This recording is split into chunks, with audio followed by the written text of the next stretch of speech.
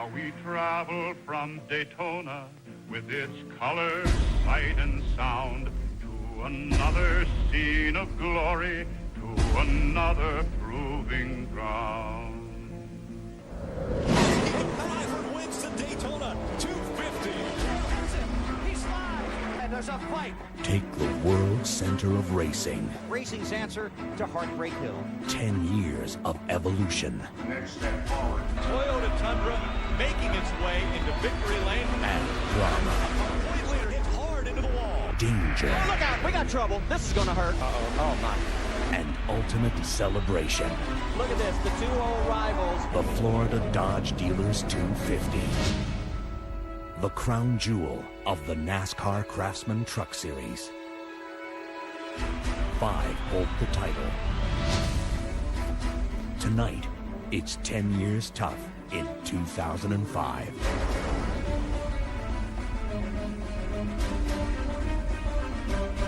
The Great American Truck Race. What does a man do to turn the automobile you and I drive into a racing stock car?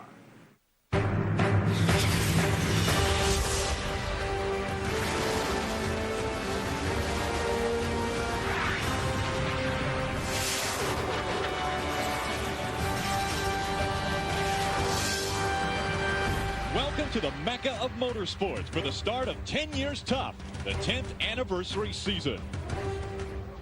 Speed Channel's coverage of the NASCAR Craftsman Truck Series pre-race show is presented by Craftsman.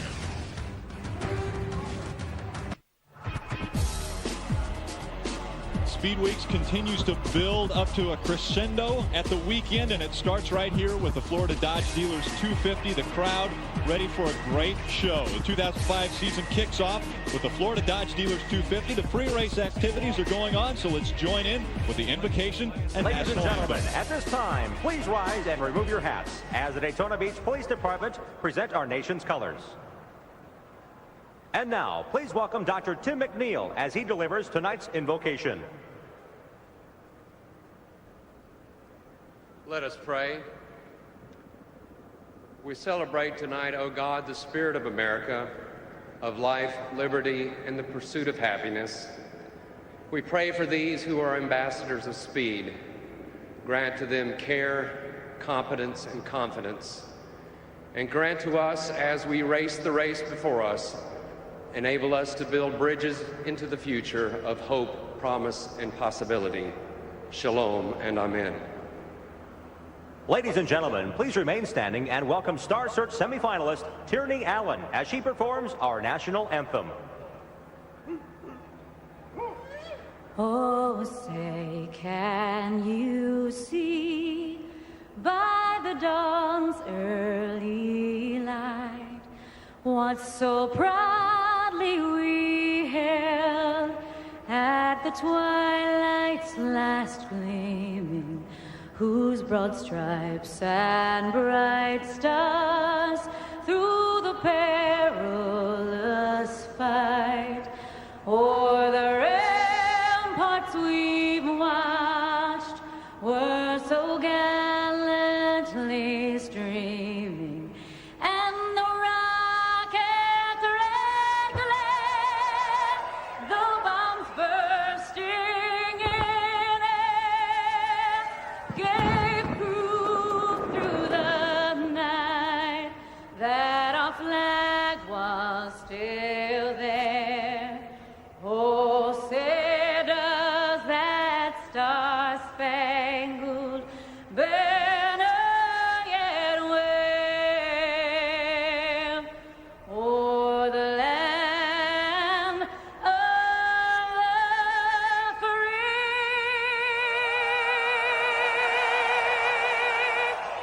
and the home of the brave.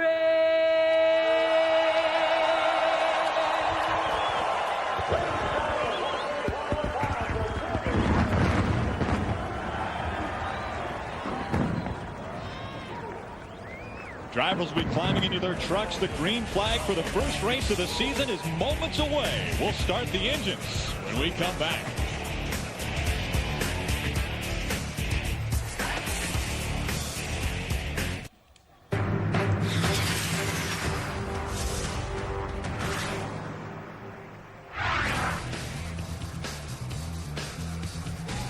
Welcome to the NASCAR Craftsman Truck Series Florida Dodge Dealers 250 on Speed Channel.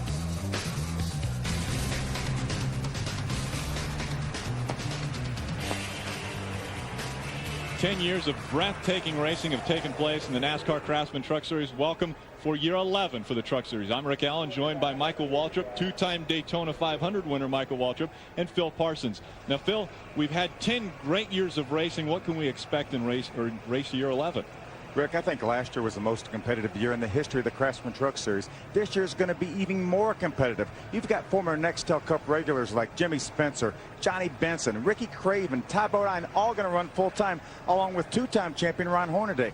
The action is going to be terrific all the way to the last race at Homestead, Florida. But what better place to kick off this series this year than here at Daytona, Michael? Well, you talk about competition, Phil, and it is intense, but this place sucks truck together. Every truck you see will be running tightly in a pack. The draft, something you can't even see, air off the other trucks, is going to have the most important effect on this race tonight. When these trucks are drafting, they're loose, they're unstable. We've already heard series champion Bobby Hamilton say, "We give. We're going to be at the back for a while and let these guys sort this stuff out." When these trucks go to racing, it's going to be something unlike you've ever seen before, and we're going to show you here on Speed. Chill out. Try to breathe a little bit, because you won't be able to when they start racing. Well, a third of the entries are Nextel Cup veterans, and so we've got a lot of experience that's in this field tonight, and one of those that's one of the most experienced is Ricky Craven, and he's a part of that list as well. Steve Park, Jimmy Spencer, Johnny Benson as well. Ray? Well, guys, I think this is a truck to watch. The chassis is number 23. The truck number is 99. Ricky Craven was chosen by this man right there, Jack Roush, and he said, "This is the guy we believe that can win us a championship." Ricky Craven starts 26 today, but I don't believe it'll be too long before you'll see this Super Chips Ford work its way to the front. Wendy? Driver Casey Kane had a 2-race win streak the final 2 races of the 2004 season. In 2005, Jimmy Spencer steps into the 2 truck for Ultra Motorsports.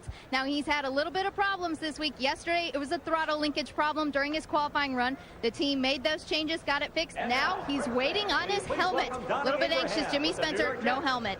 Now let's get this thing started. Drivers, start your engines.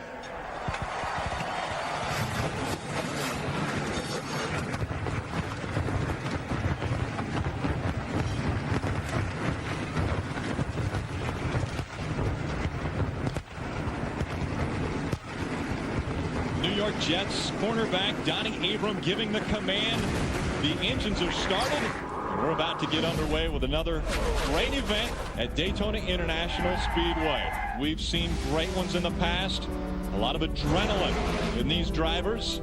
The winners from Joe Ruttman, Mike Wallace, Robert Presley, some of the greats in the Truck Series. And Robert Presley's back in this field tonight. We'll see if we add a 6th winner tonight in Daytona.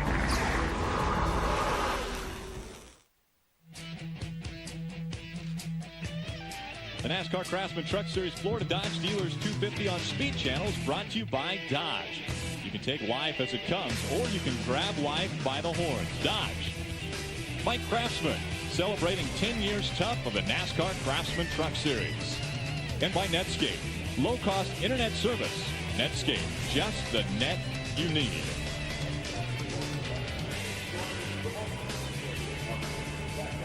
"36 trucks wanting to get out onto this 2.5-mile tri-oval for the first race of the season. And Michael, who knows better Daytona International Speedway than you, 2-time 500 winner? Well, this track's a lot of fun to drive on, and these trucks will draft more than any other vehicles that race here at Daytona. The length of the track is 2.5 miles. The degree of banking in the corners is 31 degrees. You come through this tri-oval, the truck wants to loosen up a little bit. It could get hairy coming through the tri-oval, all these trucks drafting off one another. You'll see most of your passing as they exit turn 4 and use this tri-oval to try to position themselves around each other. Let's take a look at the Craftsman race analysis. 36 trucks starting, 100 laps, 250 miles. The purse is a little over $800,000. The pit window is about 32 to 38 laps. Now that's assuming we're going to go green all the way. Not one person in the garage here, Michael, thinks this race is going to go green for very long. They think it's going to be action-packed. The trucks are so loose, as you mentioned before, that a lot of these drivers are really worried about some of the inexperienced drivers down here. And that's why there's going to be two different agendas when this race starts, Phil. There's going to be guys diving for the front, trying to lead this race and be right in the front. And you heard Bobby Hamilton talk. There's going to be some guys that are going to go to the back and goof off for a while, maybe miss the big wreck. The Domino's starting grid has Kerry Earnhardt on the pole for his very first Craftsman Truck Series race. Dennis Setzer's on the outside, but he changed a motor. He'll have to go to the back of the field. Inside row 2, Robert Huffman, a terrific qualifying run. New team, Darrell Walter Motorsports. Robert Huffman, second year in the Truck Series. Row 3 has Tracy Hines on the inside, Todd Bodine on the outside. Regan Smith, the new teammate to Jack Sprague on the outside of 4. Shiggy Hattori, a Japanese driver, going to make his first start in the Craftsman Truck Series. Michael, we were talking about Bobby Hamilton saying he may try to work his way to the back. We heard Ted Musgrave during the qualifying show yesterday, even though he's got a poor starting position, saying that he was going to take less than 10 laps to get to the front. He has changed that tune. Now he's talking the same tune as Bobby Hamilton. Let me move to the back and let things shake out before I make my way to the front. Well, let me remind you, as Jimmy Spencer's helmet is not to him yet. The trucks have rolled off the line, and Jimmy's helmet is just now making it out to the truck. So he'll probably have to start in the back for not leaving pit road with the with the other competitors. He's one of the trucks that has to go to the back anyway because they had to work on the truck, as Wendy told us, with a throttle linkage problem. Let me remind you of something, Phil. In 2000 at Talladega, with the same type of aerodynamic configuration on in the Nextel Cup cars, the fins on the roof, the aerodynamic package that put a lot of drag in the Cup cars, Dale Earnhardt was running 18th with 4 laps to go. He and Kenny Wallace drove all the way to the front and won the race. We saw guys during that race lagging back, not getting in the middle of the big pack to avoid an accident. If something happened, they didn't want to be in the middle of it. That is a strategy that I don't think is a bad idea here at Daytona, especially with these crazy loose trucks that these guys are trying to drive. If they do fall to the back, might not be a bad idea. And Michael, not one of the drivers that talks about falling to the back is worried about getting back to the front. Just as you said, it's going to be so easy for them to get back to the front because of the draft. Here are 6 drivers that missed the field in qualifying. We had 42 attempting. With the new qualifying rules, there was only 6 spots available for 12 drivers trying to get in. There you see Jimmy Spencer, the snap-on Team ASC Dodge. He's trying to get his helmet on. The nice thing about it is he's only missing the pace laps. He's got to go to the back of the field anyway. I got you. That's his truck owner right there. Jimmy Smith said, "I got you, Jimmy. I can hear you." You see him putting his gloves back on. He shoves the truck up in first gear, and away he goes. All right, buddy. Take a look at who we're going to ride around the track with. Starting off with the Ultra Motorsports Mopar Dodge of Ted Musgrave. He'll be starting 31st position. We'll also be riding along in the Toyota Tundra of Mike Skinner. He's starting 16th. Last year's pole sitter Terry Cook will start from the 12th position. Terry has been in the top 5 each and every race here at Daytona, all 5 of them. There's Todd Bodine riding around in that 66 truck. Now we're still with Terry there. There's Todd. He's got him a Toyota up toward the front. I bet you Todd's strategy is to go lead the race. He's never been one guy to fall to the back. He likes to put his foot down and keep it there. There's the Silverado of Dennis Setzer. You see Dennis making his way to the back. That's because of an engine change. He actually changed engines right before qualifying and went out and sat on the front row. And the guy that got the pole was in a whole new truck. So that's kind of wild how qualifying worked out. And I think it all goes back to the new rules that we have this year with practicing before the race on your race setup and then qualifying like that. We're also on board with Kerry Earnhardt. He has the opportunity for the Craftsman Win from the Pole Award. By winning tonight's race from the pole position, he can win $2,000 for his team. But if he doesn't win from the pole tonight, then another $2,000 is going to be added to the prize money. Purse grows in increments of $2,000 until someone wins the award. That means $50,000 will be available to the teams this season. So Kerry Earnhardt, in his first ever Craftsman Truck Series start, will start from the pole position. No better place to start. 10 years tough of the NASCAR Craftsman Truck Series. The faces and names of this series are becoming synonymous with tough drivers. We've had 7 different champions over the 10 years of this series, and they've all been great champions.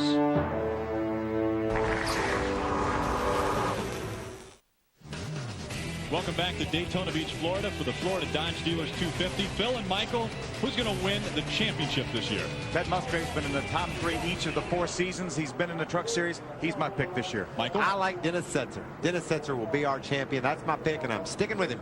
Ray? Well, guys, I think it's Johnny Benson. Last year, he only had 2 finishes worse than 13th, and it's going to be consistency in an incredibly tough field this year that wins it. JB will get the title. Wendy?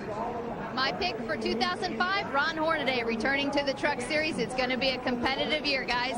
Well, we're all going to pick a different champion because I'm going to say Ricky Craven. I think moving into a very successful truck that Carl Edwards jumped out of in his experience is going to win the championship this year. Ricky, you know, Michael has a tendency to change his pick 2 or 3 times throughout the early races. No, I'm taking Dennis Setzer, and I'm sticking with him for now. All right, we'll see. For now. The field of 36 makes their way out of turn number 4, comes down the tri-oval. The next move will be a left turn by the pace truck, and that will leave the reins of the machine behind Kerry Earnhardt. He will now set the pace until the first green flag flies for 10 years tough of the NASCAR Craftsman Truck Series. And we are underway with the Florida Dodge Dealers 250.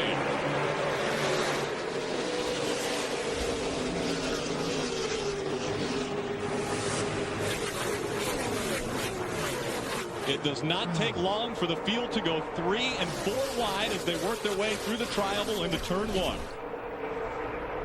Kerry jumps out to a pretty nice lead. You don't want to get too big a lead here, Michael, because when the pack catches you, they have so much momentum, they just drive right by.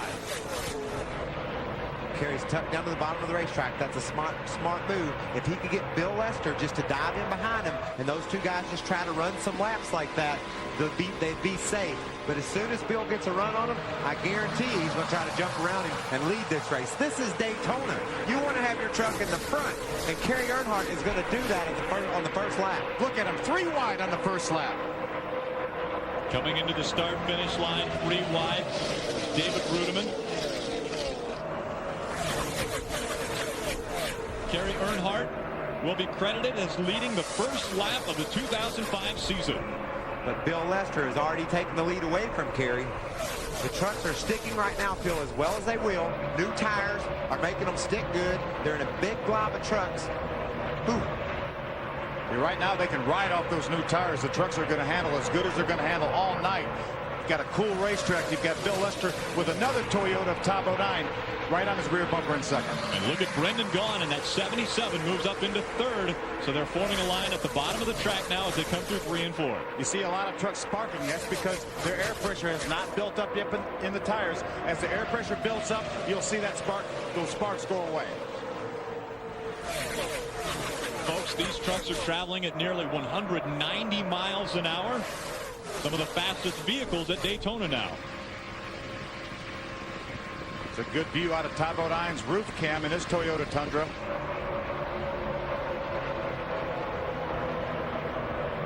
You see him fan out down the backstretch. They see the yellow line on the right-hand side of your screen. That is out of bounds. You're not allowed to pass a truck by going below that yellow line. And Phil, we know that all 36 of these trucks could be running in one pack if they wanted to. But look at the top of the screen when we get a shot of it.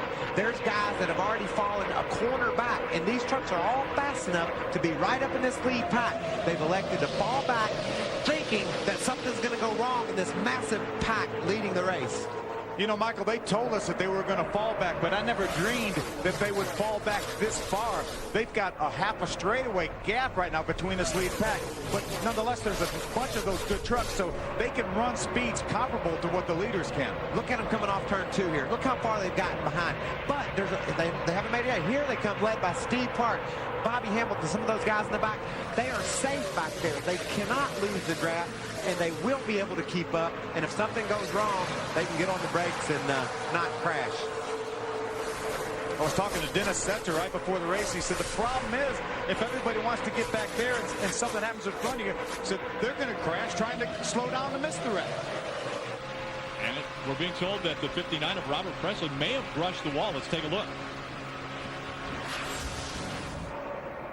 See, Robert, he almost gets forced up there a little bit. I believe that's Shiggy Hattori, the 9 Toyota, right in front of him. Is that Rick Crawford? Rick Crawford on Robert. And look at Robert's truck.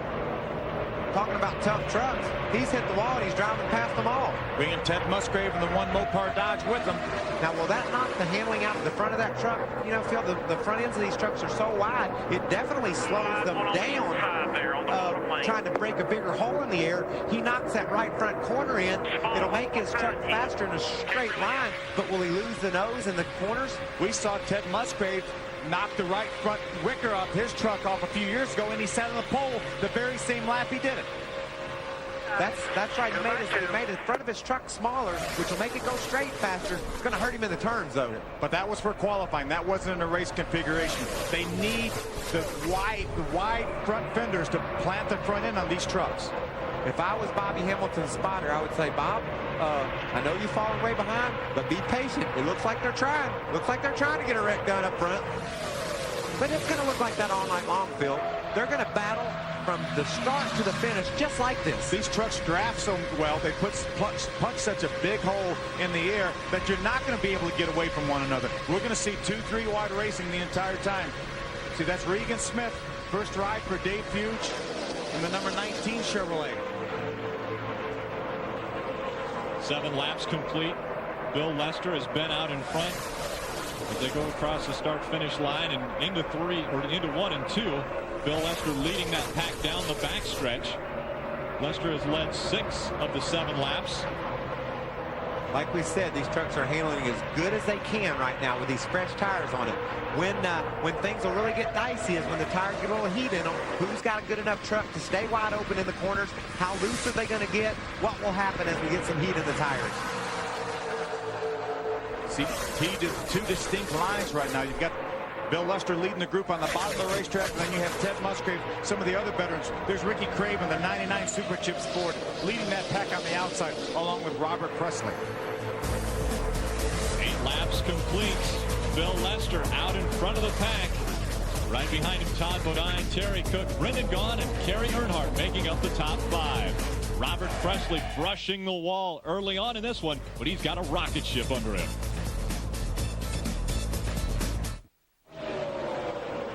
Welcome back to Daytona. Rick Crawford just taking an unbelievable ride and coming to rest in the infield just in front of the grandstands. The caution comes out. The field slows down. Bill Lester still out in front of this pack. And Rick Crawford, the only truck being caught up in this. So it wasn't multiple trucks, but folks, we're seeing this truck moving and driving back out on the track. And you see the replay of this one, you won't believe it. You can see the damage on the roof of that truck. It turned over. I'm okay. You heard Rick, he said it turned over, but I'm okay. And you can hear the crowd screaming. We're supposed to throw 4 front tires on it, guys. We're going to get that hood back on it. Take a look here what happens. He's right now, he's racing in the 4th position. He looks to the inside of Todd Bodine. Todd comes down the hill, forces him to the inside. The air gets underneath the truck, turns it over 1 revolution, and then back on 4 wheels. What a ride. What a ride. He needs to make sure he doesn't go too fast right now. He's got a flat right front tire. Check out this look. Todd just ping-ponging back and forth, Bill. Yeah, he bounces off of that Terry Cook truck into Rick Crawford. You can see the tire mark on the right side. You see the wheel still spinning on Rick Crawford's truck while it's up in the air. He hits the brakes there. He was finally smart enough to let off. That's using your head. He's flipping over at Daytona and he let off the gas. I'm proud of him for that. He's going to have a flat right front tire. If he can nurse that thing back to the pits, he might be able to keep racing. Let's take a ride with Terry Cook. Terry Cook was on the outside. He's the truck that Todd Bodine got into. You see, there's a contact, and Todd bounces off him into Rick Crawford. Just 3 wide racing off the turn at Daytona. And these trucks are really unstable this year, Phil. They're a little bit loose, and so any turbulence at all could have kicked Todd Bodine's truck sideways, and he had to go somewhere. He went out, hit Cook, then came off and hit Crawford. The fans are loving this. They're on their feet cheering. On their feet cheering for Rick Crawford as he comes down pit road right now. They are amazed, as we are, that Rick Crawford is still running this race, let alone driving down pit road and expecting to come back out. The right front of that truck took a pretty hard hit on the ground. Let's go down to the pits and Wendy Venerini.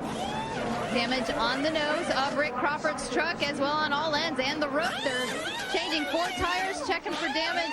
Elsewhere, it seems like he should be pretty good once they get these tires on there and push down the hood, and he'll get back on the track, guys. You see the NASCAR official looking at the roof flap. They want to make sure that that roof flap is not damaged. I think if the roof flap is inoperational, then they will not allow him back on the racetrack. It looks like it's going to be okay. Yeah, you can see the official grab it. He was able to pull it up. Now they're pointing at it. It comes up a little bit, but not enough. They need to pry the sheet metal away from that roof flap so it will come up. I'm afraid there might be some right front suspension damage, Phil. That thing landed hard on that right front corner. Oh, we're getting a report now that there's a problem with the oil pump. Sorry, Stolen. You know, we saw Dale Earnhardt flip over here a few years back. And drove it back. Almost got into the ambulance and then decided, no, I'm going to see if it'll start. I'm going to get back in that car. Drove around and finished up the race. If you heard Rick Crawford make the comment to his crew, it turned over. Just stay calm. Just stay calm here. Got some trucks on pit road led by Ted Musgrave. Lots of trucks. More than I figured at lap 12, huh? Rain. Well, guys, they were about 220 on the oil and the water, so they decided to pull a little tape off of the front. Also going to put fuel in this thing. 1 round of wedge for Ted Musgrave. We also see the 2 truck of Jimmy Spencer came in. He's going to get fuel only. They did fuel, no tires this time. Now, Jimmy went very far forward in his pit, had to wait just a little bit on Bobby Hamilton. Lots of trucks coming down pit road, including Johnny Benson and the 75 of David Starr. Ray, what happened, Spencer, guys? Spencer got crashed. Got hit in the right front corner by number 18. Let's see if we can take a look at what happened to Jimmy Spencer. It looked like he and Chase Montgomery in the Federated Auto Parts Dodge got together leaving pit road. It looked like Bobby Hamilton didn't leave his box very fast, Phil. And watch, Jimmy finally says, well, come on, Bobby, let's go. And pulls out. Wham! Boy, Chase had a full head of steam there, and Jimmy really pulled right out into the side of him. Yeah, and look at the damage up on the right front of that truck. You can see right there, it looks like maybe even knocked the toe out on that truck. Jimmy Spencer may have a little bit of damage, but what a ride Rick Crawford goes for. Florida Dodge Dealers 250. Rick Crawford, the 2003 winner. Drama continues for the NASCAR Craftsman Truck Series in season number 11. Jimmy Spencer catching up to the pack after he made another stop because of the damage when he came out of pit road. This was a pretty hard hit, Phil. Sure was. As you mentioned, Bobby Hamilton did not really pull out of his pit as quickly as Jimmy Spencer wanted him to. So he's going to pull around, and there's, you see, a very close call between Ted Musgrave and the 8 of Deborah Renshaw. You see Jimmy pull out around Bobby Hamilton, and bam, makes contact with Chase Montgomery. Okay, I hope you caught your breath. It's time to get all back up in the middle of this mess. Bill Lester leading the field back to the green flag and back in the way.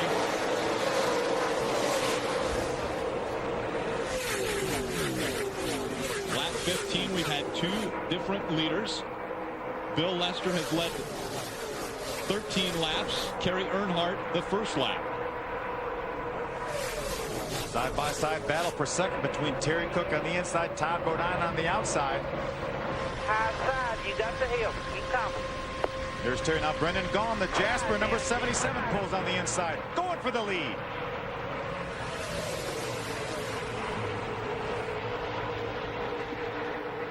Inside line, Brendan Gaughan.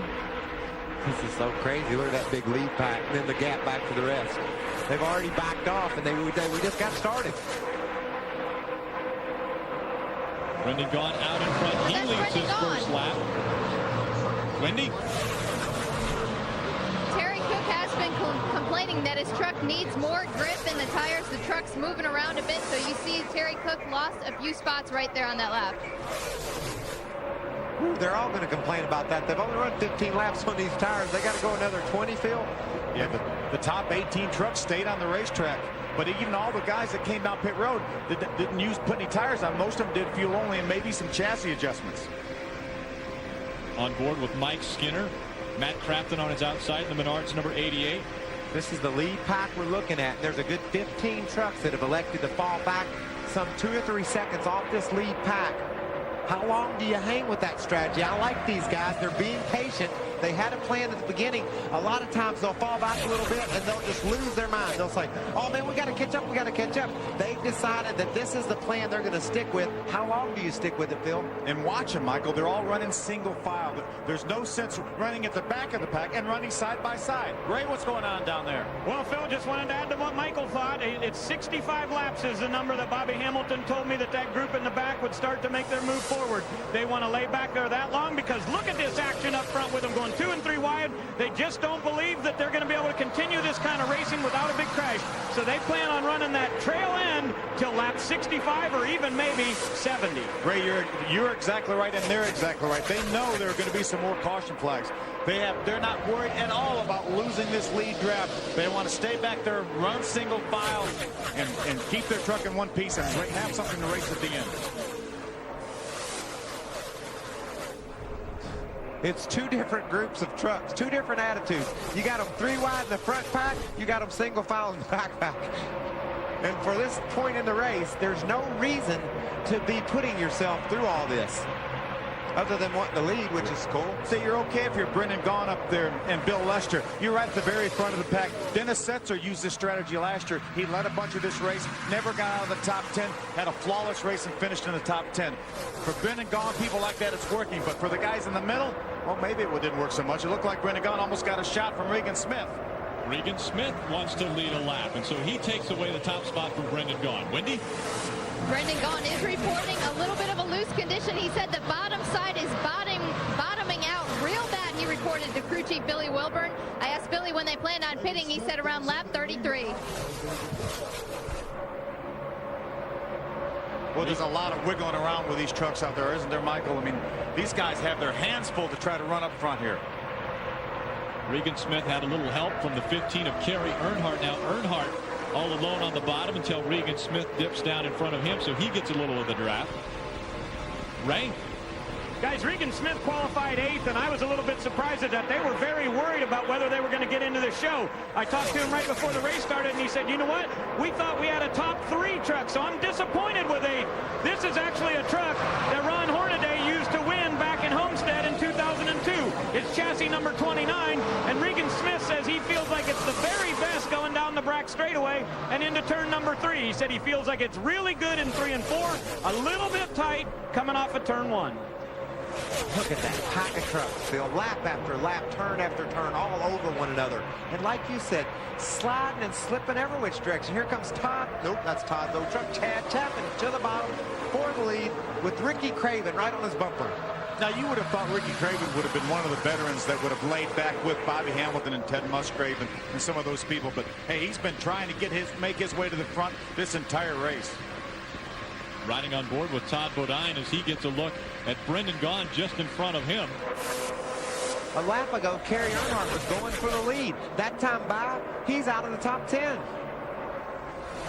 Ricky Craven, the biggest movers tonight. Shiggy got a little jiggy. Shiggy able to hold on to it. But right in the middle, we've talked about the pinball effect from the middle of this pack. Shiggy says, I want to get out of the middle. I don't care if I'm on the inside or I'm on the outside. I just don't want to be in the middle.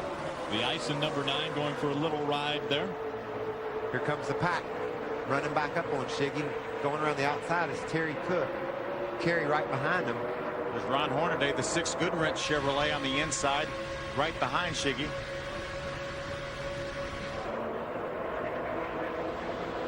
Let's see if we can take a look at why Shiggy almost bounced around like a ping pong. You see Dennis Setzer, the 46 truck, gets on the inside of Shiggy. They go down in the corner.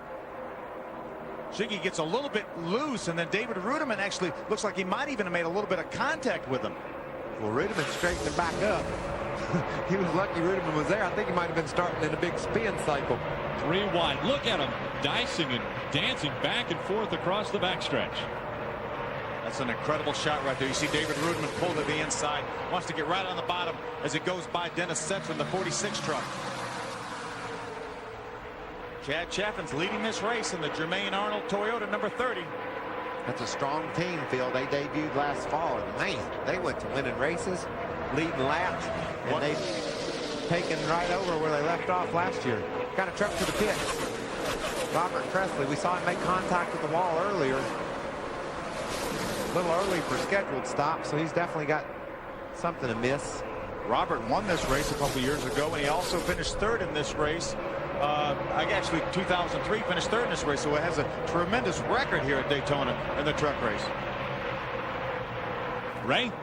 Well, guys, he said he felt like that right front tire was going flat. They knew they had a little bit of damage on that fender, and he said it really felt like it was getting very soft in the right front. He didn't want to take a chance of wrecking it, and they just decided, while we're already here, we're going to go ahead and go with 4. Don't know whether he'll be able to stay on the lead lap with 4 tires and a little bit of a hang-up on the left front. They get it on, but he is going to lose a lap here in the pits. Robert Presley makes his way back out onto the track. The pack making its way by Robert Presley. 5 different leaders in this race. Bill Lester has led the most laps. Chad Chaffin now out in front of this pack as we've completed 23 laps. Chaffin in front for now.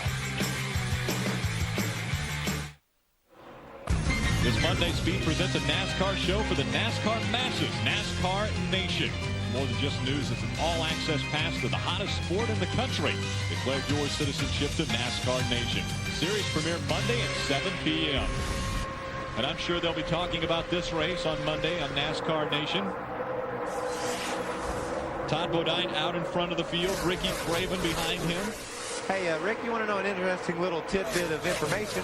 The fastest truck on that last lap was Chase Montgomery. He ran roughly a second faster than the leader. You know where he's running? 30th. He's in this backpack. They're getting a big suck off that big cloud of trucks in the front. Look at that air those trucks are pushing. And that's all shuffling back to these guys back here that have fallen back. They're actually going to get a little nervous about getting too close to the front now. They've fallen back to about 6 seconds behind, and they want to stay there. They don't want to get any closer than that. The bumping and banging continues even at break. The 46 of Dennis Setzer and Mike Skinner got involved in a little bit of an incident, and that included the 12 of Robert Huffman then. You see Dennis in the middle of the racetrack there. Comes up a little bit, tries to stay off of Mike Skinner and runs into the side of the 12 of Robert Huffman. That's exactly how Rick Crawford got turned over a few laps ago. And that's also, it looked like a terrible situation they put Huffman in. He got sideways, heading down toward the inside, just like we've seen happen to him at Homestead last fall. He spun down and hit the inside wall. I bet you his heart skipped a few beats when that thing turned back toward that inside wall. Michael, how difficult is it? You're going 190 miles an hour and you just get smashed in the side by a truck. How hard is it to hold it straight? It's very difficult, but you know what you're doing? You've got your guard up. You've got all your defenses out, and you know that might happen, so you're ready for it. You hope it doesn't happen, but you're ready for it. Front trucks are beginning to single out a little bit. I heard Todd get out of the throttle in that corner there. You see him move up the racetrack. Now look at the pack go by on the inside. I'm not sure if he may have, at the very least, a handling problem. Ray, what's going on with Todd? Well, he was real loose that last lap, Bill. He said we're going to have to tighten it up coming off the corner quite a bit. And he said the right rear fender's rubbing in, too. He's starting to smell rubber. He said, well, we're going to pit in a few laps. I want you to pull that fender out. But he said it was just got so loose that last time by when they came up on his rear bumper, he had to get out of the pack. Regan Smith takes over the top spot as Todd Bodine falls back through the pack. And now there's another Chevy Silverado on the inside. It looks as though Dennis Setzer wants to take the top spot. Wendy. The 88 of Matt Crafton is in. Scheduled stop, 4 tires and fuel. He was a little bit tight, so they make that adjustment, and he is down.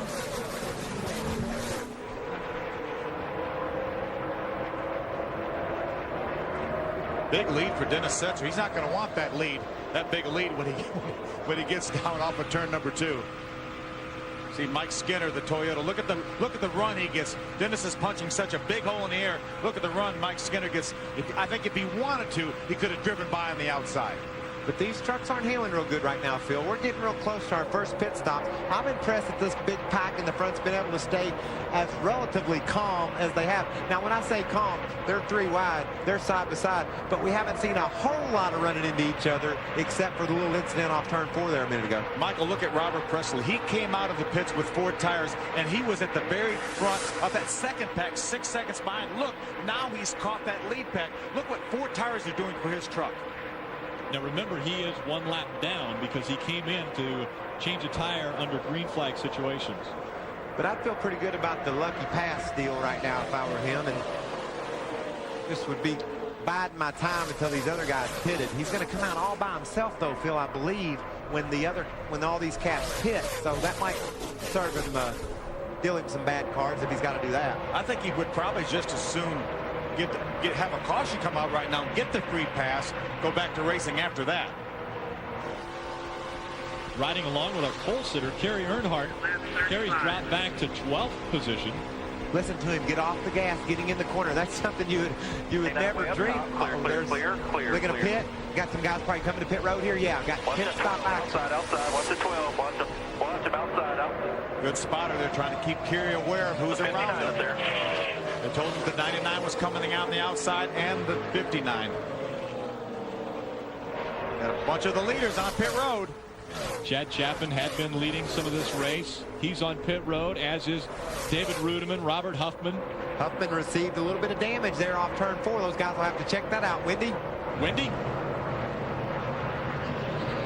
David Rudiman is in for his routine stop. 4 tires and fuel. He's had no complaints, so they're not going to make too many adjustments on the truck. The 12, his teammate of Robert Huffman, is still in. Also in. It looks like the 17 has now stalled. A little bit of trouble on the left-hand side, and now they are down. More trucks coming to pit road as they come off turn 4. Setzer and Regan Smith, Hornaday, and Robert Presley all stay on the track. But here comes Skinner, Cook, Brendan Gaughan, Craven. Wendy. 5, and Mike Skinner is in for his routine stop as they're on the right-hand side. He was a little bit loose at the start of the race, but he is okay now as the crew goes to work on the left-hand side. And next time by, we will see Dennis Setzer coming down pit road, our leader. Let's go to Ray. 99 is in. Ricky Craven in that Super Chips Ford. He said he was really loose coming off of turn number 4 the last 2 laps. So they said tighten it up with air pressure. They'll do that in 4 tires. All the fuel is in for these guys. Pretty routine stop, no problem. Just a little bit of a hang-up on the left front. Craven gets back to the racetrack. Now this time we should see the 19 and the 46 coming down pit road. They just called on the radio and said, let's get tires this time by. Will they pit? They sure are, Ray. There's Kerry Earnhardt. He was awfully slow coming into the pits. I'm not sure if maybe he ran out of fuel already. You see him put 4 tires on the truck. Wendy. The 46 of Dennis Setzer is in for his routine stop. It got a little hairy a few laps ago. Crew chief Eric Phillips was clenching his fist. They are taking 4 tires. Looks pretty routine on the 46. Let's check in with Ray. 19 is in also. Regan Smith, who has run up front throughout the course of the day. Qualified 8th and been up front. He said we want to go up 1 pound of air pressure on the right front. They did that. Other than that, no chassis change. They did not move the track bar or any wedge, so just do it with air pressure. And Smith goes back to the racetrack. Setzer will get off the pit road first, and right behind him, Kerry Earnhardt. Regan Smith just in front of Kerry Earnhardt. Kerry Earnhardt must have run out of fuel because his crew had to push him as he was trying to exit his pit stall.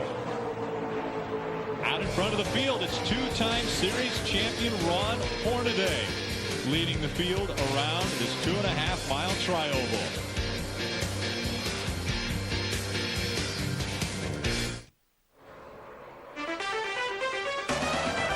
Drama already starting in the first race of the season.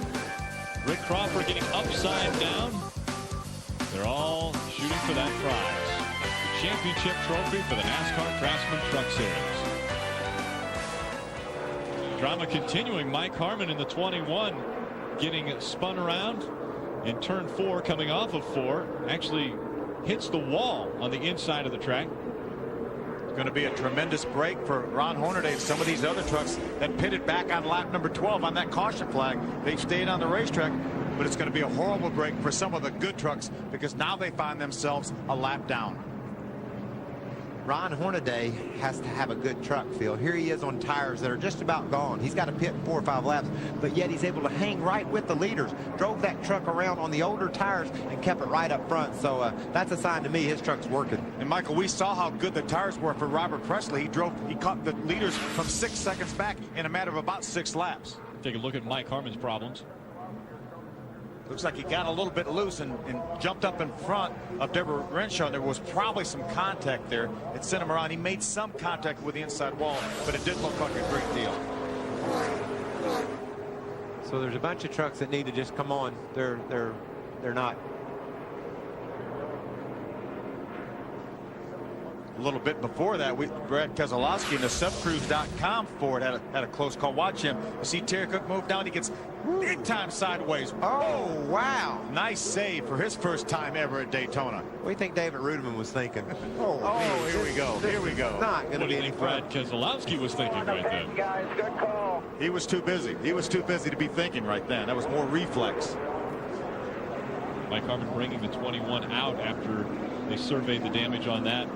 Made some adjustments and brought him back out. And Brad Keselowski looks as though he's going to be coming in. And that's Brad. Brad is running in the second position right now to Ron Hornaday. He's one of the trucks that pitted back on lap number 12, so he had enough fuel to stretch it. A lot of the trucks that stayed out all made their green flag pit stops. And now Robert Presley and Robert Huffman, Regan Smith, Brendan Gaughan are all a lap down.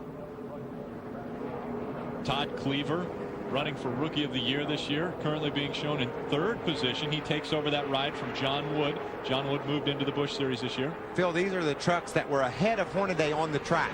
They're marching their way back around the track to catch up with the lead pack so that they can make their pit stops. Now they're on the lead lap. They managed to get ahead of Hornaday before that caution flew. Guys like Robert Huffman, you can see the 19 of Regan Smith, Brendan Gaughan, Brandon Witt, all these guys couldn't get ahead of Hornaday, and so now they're a lap down. The second caution has come out. Pits are closed. That's the sign you see there with the flag. We'll be back with more racing. Daytona. Welcome back to Daytona. In the middle of pit stops, Brad Keselowski is in for his routine stop. He's celebrating his 21st birthday with his first ever Truck Series start at Daytona. Also right in front of him, Dennis Setzer is going to come in and gas and go. Let's check in with Ray. The Goodwrench Chevy is here, Wendy, for Ron Hornaday. Routine pit stop, no changes for his chassis. Just going to be a 4-tire stop and plenty of fuel. You see Hornaday on the top of your screen. At the bottom of the screen, the number 50 of Todd Cleaver. Realize Cleaver pitted on lap 12 and put on 4 tires and lowered his track bar. This time they'll put on tires again. He's down and away, but realize they're on their second set of tires already here when we're just at lap 41.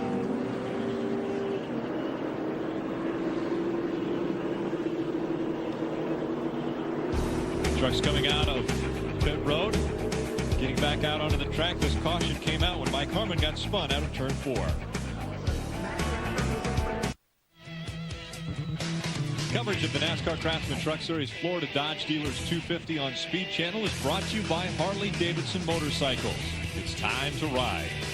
By Miller High Life. To live simply, proudly, boldly, manly. This is the highlight. And by Domino's Pizza. Get the door. It's Domino's, the official pizza of NASCAR. And of Michael Walker's Racing. We like Domino's. We endorse Domino's. Field being led by Terry Cook. Terry Cook has the top spot. He's not actually the one that's in front of this. Right, green flag. Got 3 trucks, actually about 5 trucks that are ahead of Terry Cook. Maybe 6 or 7. Wanting to get back on the lead lap. They're on older tires, a little bit older than a lot of the guys in the field, so this is going to provide for a shakeup. We're going to have a lot of stuff going on here right at the front of the pack, Rick. The 12 of Robert Huffman actually led the field down to green. He is on the tail end of the lead lap. And these guys don't have any choice. Whoa, me. Early on. These guys don't have any choice now. It's not about laying back and hoping something goes wrong up front. They got to get their lap back. They got to get back right now. Well, Shiggy Hirtori in the 9 truck is going to the front. He's being shown on the tail end of the lead lap also, so he wants to definitely stay in front of the leader. This is when it gets tense, when you got people on different agendas. Lap down trucks, lead lap trucks. And there are so many trucks that right now are on the tail end of the lead lap. You want to try to stay in front of the leader because there's only going to be one free pass if the caution comes out. You want to earn it yourself. Stay in front of the leader. So far, Huffman's been able to do that. What you'd like to see is maybe Brendan Gaughan or somebody that has some experience come up and say, maybe Huffman and I together can hold this pack off. Don't just pass Robert as soon as you get to him. Hit him, push him, keep him punched ahead of the rest of the bunch. Chase Montgomery wanted to take the top spot away from Terry Cook, but Terry Cook still holding on to that position. See, Tracy Hines with 13 Chevrolet is on the outside of the racetrack. Tracy Hines with a very impressive qualifying run. Fifth, qualified fifth in this field. Lance Hooper making his final, I guess, start as crew chief for that team. Hey, Phil, I think we got a few more takers this time on laying back. Maybe all the lap trucks and all the things that were going to go on the front has made more trucks fall to the back of the pack, and they're going to get more wide. Look at Shiggy get sideways in the 9 truck.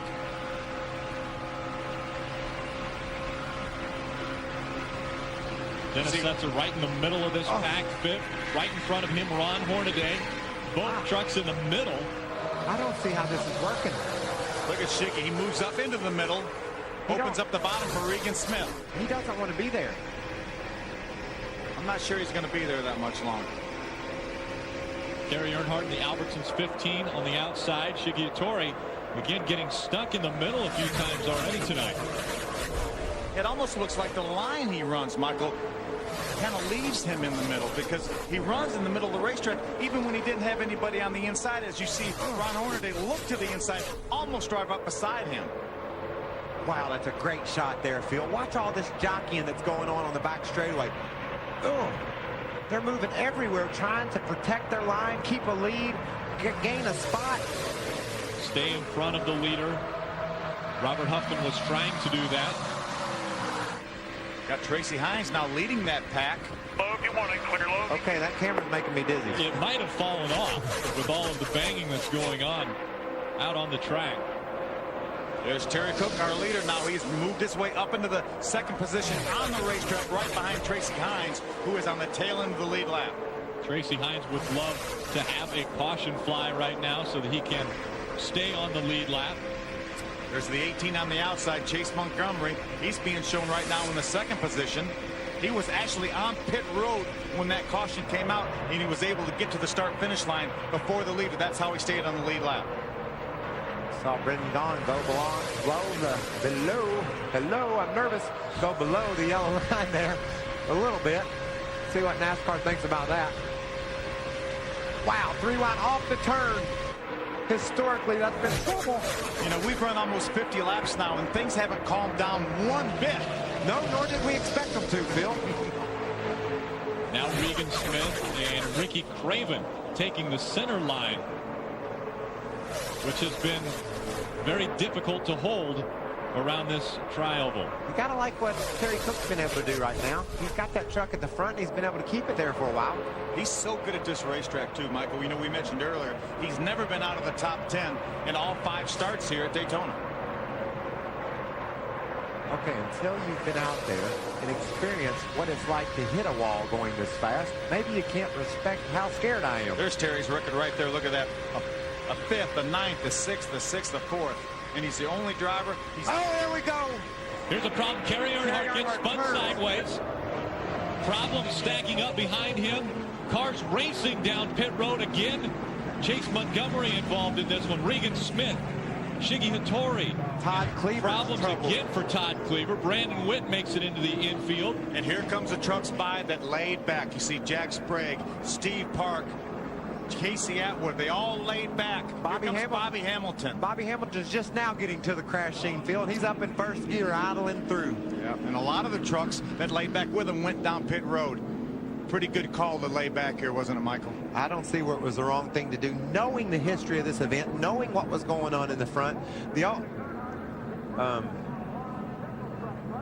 Shiggy must have got his throttle stuck a little bit. Pole sitter Kerry Earnhardt making his way across the infield. It started with Kerry, but he might have got hit. I mean, no telling what happened to turn Kerry. He was the first truck I saw out of control, but they were asking for it. Each and every lap, we saw them come off turn 4, 3 wide, bouncing around, dancing. You see Chase Montgomery with a considerable amount of damage to the Federated Auto Parts Dodge. There's Ron Hornaday. Had such a great run, a good strategy. Look at all the damage to that Goodwrench Chevrolet. And more damage will continue to take place as the rubber is torn away from the tires. This is another truck that was hauling the mail. Regan Smith, such a great run. His 4th start ever in the Truck Series. Led this race. See if we can take a look at what caused this, Michael. Here they are coming through turn number 4. See, Kerry's right on the bottom of the racetrack. He looks like he gets a little bit sideways right beside David Rudem. It didn't look like there was any contact. It looked like he just got loose on the inside. When you're on the inside of another truck, it robs that truck of air off the spoiler. It looks like he just got loose. Take another look. They're side by side, and it's just almost impossible when you're driving that close together and you're trying to do it 3 wide to keep the thing going straight. See Tracy, Matt Kraft on the 88 gets run into from behind, gets turned around. And watch these. There's Dennis Setzer, Chad Chaffa. They go down pit road at 180 miles an hour, just like Carl Edwards did last year, and he came back and won the race. Are you okay? Take a look at it at regular speed.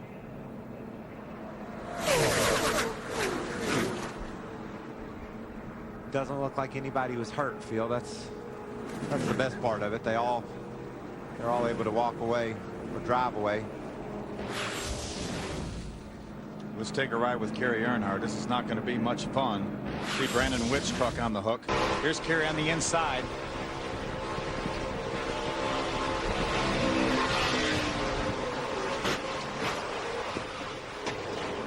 You heard him playing with the throttle even before he got sideways, so he obviously knew his truck was a little bit loose, and then when he kind of sucked up into the side of David Rudem and just pulled him around. Then let's see what Setzer sees. Look at this move. Watch him go down pit road here. Wow. See all the trucks crashing in the background over on the racetrack, and Dennis is just idling down pit road about 140 miles an hour. Whoa. Shiggy Hattori, that was at the end of that one. Regan Smith in the 19 just in front of him. He may not have had any brakes. As much damage as Shiggy had to that truck. Flames coming out from underneath the Goodwrench Chevrolet of Ron Hornaday. That's those shredded up, torn up tires. Rubber getting against, maybe knocking a hole in the oil cooler and causing a fire in the hood. Pretty good fire, Phil. Yeah, it sure is. It looks like right in the spindle area, so that's probably, you mentioned rubber maybe getting on the headers or something like that. Cars being taken back to the garage. This is why we're under caution number 3. Kerry Earnhardt in the Albertsons number 15 gets sideways, checks up and makes his way back across the track in front of Ron Hornaday, and then numerous trucks caught up in this incident. We'll be back with more from Florida.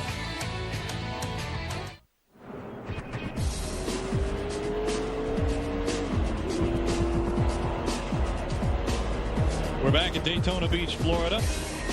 Mike Harmon brought out the second caution, but was unscathed in the third one that just took place.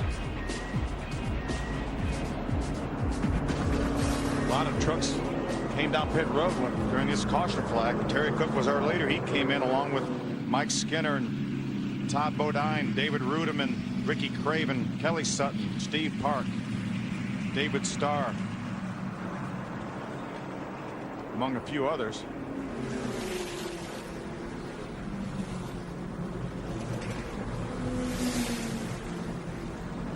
Well, let's take a closer look at the Premier Division of NASCAR in our Nextel Cup update.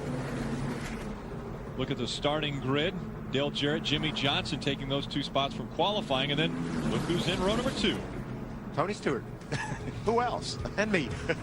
That's by virtue of winning your Gatorade Duel yesterday. Great job, by the way. Oh, thank you, Tony, Yuri Jr., Tony, all my boys just made the Napa Chevy.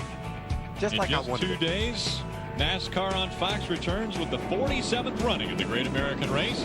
43 drivers will clash in the fastest, fiercest, most high-powered sporting event in the world, the Daytona 500. Sunday, 1 p.m. Eastern, 10 a.m. Pacific, in high definition only on Fox.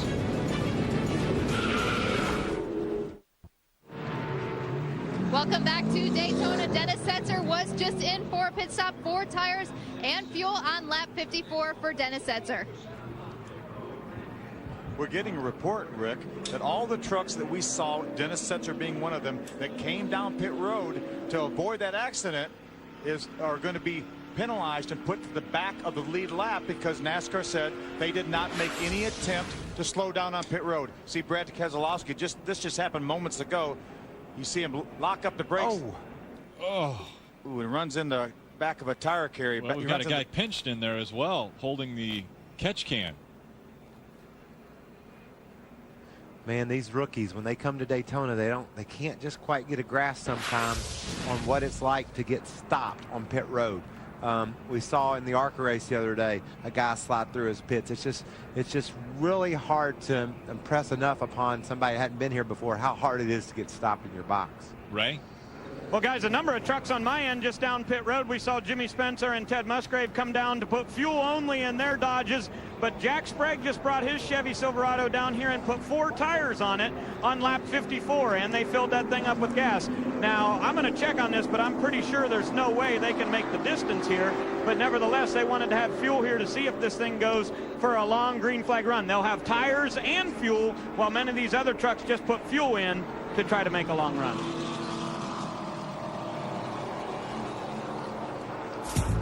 Problems in the pits. Brad Keselowski coming in just a little bit too hot. Getting into the back for another try. Coming to the start-finish line, we'll restart on lap 56.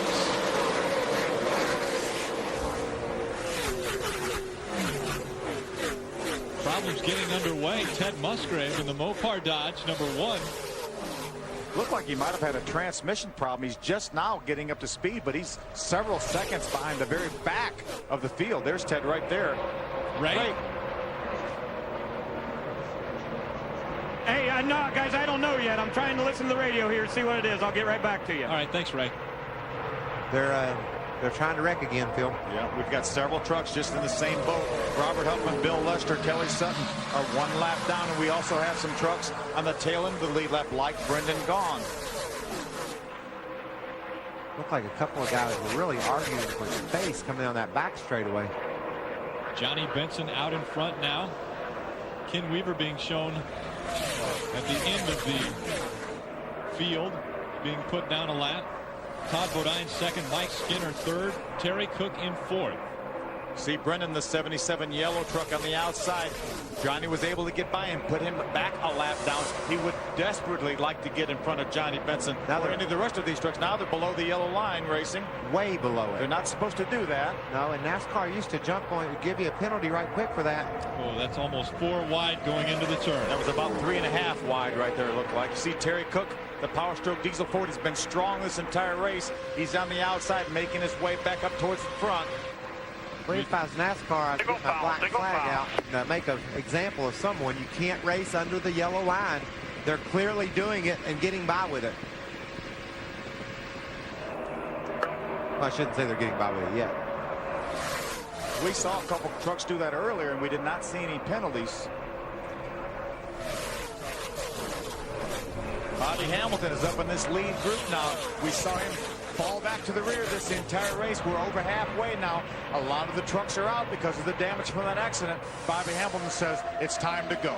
And Ray had mentioned earlier, I thought maybe around lap 65. Well, we've completed 58 laps. Johnny Benson out in front of a star-studded field. Todd Bodine, Mike Skinner, Terry Cook, Ricky Craven, Bobby Hamilton, David Starr, David Ruderman, and Ken Weaver are your top 10.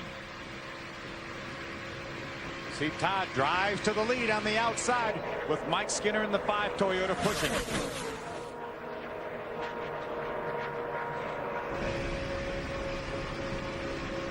That's It's Mike Skinner we're riding with right there. He's currently in the second position. The leader of that lap. As Todd going on the 66 Fiddleback Toyota leading. You see just how much they're moving around. Another truck that had problems early on touched the wall. Robert Presley's making his way back up to the front. Yeah, Robert was the recipient of a free pass after he made his unscheduled pit stop. Looks like he's a little slow on the outside of the racetrack right there, Michael. Wow. Didn't leave quite enough room for Chad Chaffin in the 30 truck to get by. Now he looks like he's back up to speed. Presley being scored in the 10th position. Mike Skinner taking over the top spot. Ricky Craven moving up to second. Johnny Benson drops to third. David Rudeman to fourth. Well, that accident hasn't kept them from running side by side and 3 wide at times. 11 different leaders of this race. Mike Skinner putting his name on that list. Well, it looked like Bill Lester turned sideways there. Had David Rudem right on his back bumper. Brendan Gaughan now is pulled up into the second position on the racetrack. He's still being shown 1 lap down. There, but Hello fixing to lose the lead. Let's go down to Wendy Venerini. Wendy? Mike Skinner was one of those trucks that decided to come in at lap 52. They came in for 4 tires and fuel, but Mike was so happy that there was no adjustments made to that truck by crew chief Jeff Hensley. 3 wide up in turn 2. It looks like Bobby Hamilton has seen about all he cared to see, Phil. He's leading this backpack that's coming off turn 2 right now. He decided it was a little more tense in the front than he's comfortable with right now. Fell back. I think that was, he went down in the trenches to see what it was like and said, I'm going to retreat. So I think I've got about 40 laps to go. I believe I have enough time to get back there when the time comes. They were getting a little bit too crazy up there for him. He had the strategy to start with. He said, let's go back to that strategy. Side by side as they go across the start-finish line. Brendan Gaughan trying to get a lap back. Remember, that's not for the lead. Brendan is just trying to get back on the lead lap, on the tail end of the lead lap. But he would love to do that in the event that the caution flag was to come out. He would be able to drive all the way back around the racetrack without even getting a free pass. Brendan Gaughan has help from David Rudeman just behind him. They go down the back stretch. 2 lines forming so far. Rudeman's pushing toward the front for the first time tonight. We haven't seen that truck get the lead yet. Whoa, with a lot of steering going on board. Brendan Gaughan was really snatching on that steering wheel. Still bouncing around. Whoa, Brendan Gaughan. There he goes, into the wall. Brendan Gaughan up into the wall, and problems with Mike Skinner as well. David Rudeman's the first truck to get through there. Most everybody else made it. Did Brendan have a flat, you think? I'm not sure. I saw him doing a lot of steering with that truck. It's a possibility that he got together with another truck and maybe had a flat. Bobby Hamilton says, okay, check that mark off. Yeah. Another good decision. Another great. He was a champion last year, Michael. He made a lot of good decisions. And remember also, Phil, he Good didn't move, practice. buddy. Even though you did sliders, good move. Let's get her down there and get some tires on her. Pit road's closed. Pit road's closed. He didn't practice any, Phil. He's got extra tires, just like he had at Darlington last year. We'll have to see if that comes into play. Yes, the trucks were given 5 full sets of tires for this entire race week. Bobby he only ran 2 laps of practice and 2 laps qualifying, so you know he has the full complement of 5 sets of tires. Tough night for Mike Skinner. He brings his Toyota Tundra onto pit road, as does Brendan Gaughan. A lot of damage on Brendan's truck right there. It looks like the right rear tire is up. He might have had a flat left rear tire or something like that, but looked like he was really loose coming off too. The lap before he crashed, it looked like he got real loose.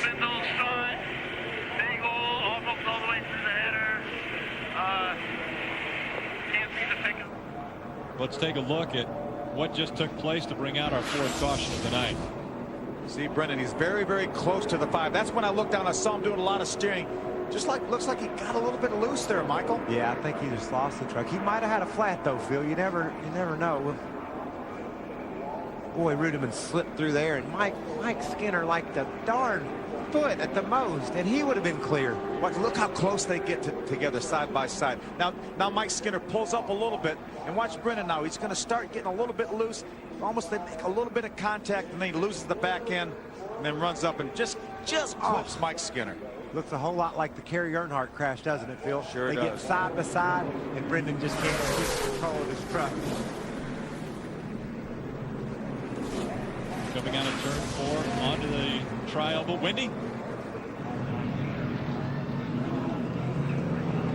David Ruderman is on pit road. They decided to come in even though they pit just 11 laps ago.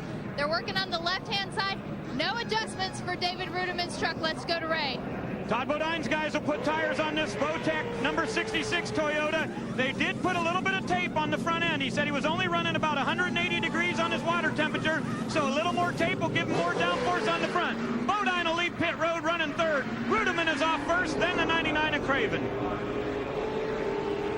A lot of guys elect to stay out there, Phil. Yeah, right now we're being shown as completed 64 laps. That leaves 36 laps. Most of these trucks are really, really close to making it at 36 laps. So I think you may see some of these trucks come in maybe with 1 lap to go when we get ready to restart this race, top up with fuel, and then they'll be good to go to the end. Let's take another look, riding along with Mike Skinner, who was involved in this one. Look at Brendan in there sawing on the wheel. Hey. Oh, he just got loose, man. Yep, watch. Just barely clipped Mike Skinner. Yeah. Sometimes this racing is a game of inches, and unfortunately, Mike came. Watch Terry Cook. Oh, it's not over yet. Dodge Mike Skinner. Good heads-up driving by Terry Cook. Wendy? Terry Cook actually meant to pit on this caution. His spotter, Dan Clegg, did not see the caution light at the end of pit road, so miscommunication on Terry Cook and the 10 truck. They did pit on lap 52, remember, and has fuel, but of course that's not going to make them till the end, so they planned on pitting. You could see him duck in with 1 lap to go. 4th caution comes out. Brendan gone. Mike Skinner, Bill Lester, and Ken Weaver involved in this one. We'll be back with more from Florida.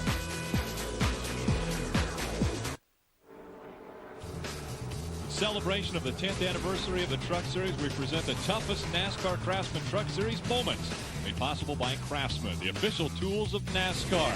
We start with moment 25, the announcement and the first race. On May 14, 1994, Bill France Jr. announced to the media in Sonoma, California that NASCAR had plans to start a 3rd national series, racing trucks. With the France family's ideas in place, on February 5th, 1995, the trucks hit the track for the first ever truck race, then called the Super Truck Series, presented by Craftsman at Phoenix International Raceway. Mike Skinner, driving the number 3 GM Goodwrench Chevy, took the checkered flag, beating former NASCAR Cup Series champion Terry Labonte by 9/100ths of a second. This race set the standard for many more great moments in the NASCAR Craftsman Truck Series. There have been so many great moments in the 10-year history of the Craftsman Truck Series. I cannot wait to see the rest of them. Ray? Hey guys, lots of pit stops down here for fuel. We saw Todd Bodine ducked in for fuel only. Also, we saw the number 1 come in for fuel, but Jimmy Spencer actually put tires on that number 2 truck. His crew chief buddy Red Dog Barnes said, look, at lap 66, we'll probably be going back to green around 70. So with 30 to go, we have time to start picking these guys off one at a time. Also, Jack Sprague and his number 16 Chevrolet came in. They got fuel and topped off. So everybody's good to go on fuel from my end down here. But also the 2 got some tires, so we'll see if that helps them in any advantage.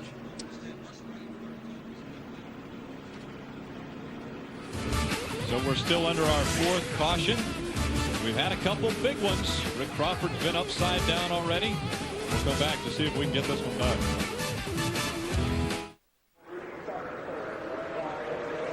Green, green, green. The spotters are telling the truck drivers as they go across the start-finish line. We're back to racing for the Florida Dodge Dealers 250.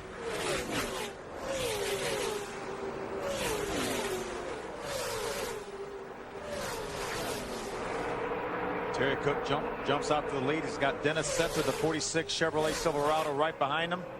That's Robert Huffman, the red hooded truck on the outside. He's still 1 lap down, still trying to get his lap back. Watch Dennis go to the outside. Ruderman elects to go with Dennis. Shoot around the outside of Terry Cook. You got help down there, though. Dig hard for me. Ricky Craven not sure if he wants to stay on the bottom of the track or move up. He elects to stay down low and stay in line. Wow, Ruderman is going to lose several spots. His move didn't work like Setzer's did, but might have called it a little early because now Cook's to the outside of Setzer, picking up the draft that Ruderman is now in. And he needs to try those moves, Michael, to know what's going to work. Because if he doesn't try them, if he waits till the last lap, then he's not sure what he's got. He's got to try all those moves. Some of them are going to work, some of them are not. He's got to pick the right one at the right time. This looks a little calmer than what we've seen in the past. Wendy, I believe, is caught up with Mike Skinner. I do. I have Mike Skinner, who's watching his team go to work on his truck. Mike, what happened out there with you and Brendan Gaughan? I don't know. I guess Brendan must have got loose under us or something and just got up into us. It's just unfortunate. Our Tundra is pretty good right there. It's a shame. Another disappointing day in Daytona for Mike Skinner. Remember, he finished in the back last year with an on-track incident as well. Dennis Setzer out in front of this one now. I feel this is a much more manageable sized pack. Not going to say they can't still crash, though. They'll get crazy over the next 30 laps in order to try to figure out how to win this race. Terry Cook right there on board with him. He's currently third. You've got Dennis Setzer on the inside leading a train with Todd Bodine running in the second position. Now Chad Chaff in the 30 truck tries to move Terry Cook up the hill a little bit. Here comes Jimmy Spencer on the inside of the number 2 truck. 20 trucks still on the lead lap. Steve Park at the back in 20th. Dennis Setzer leading this field around Daytona.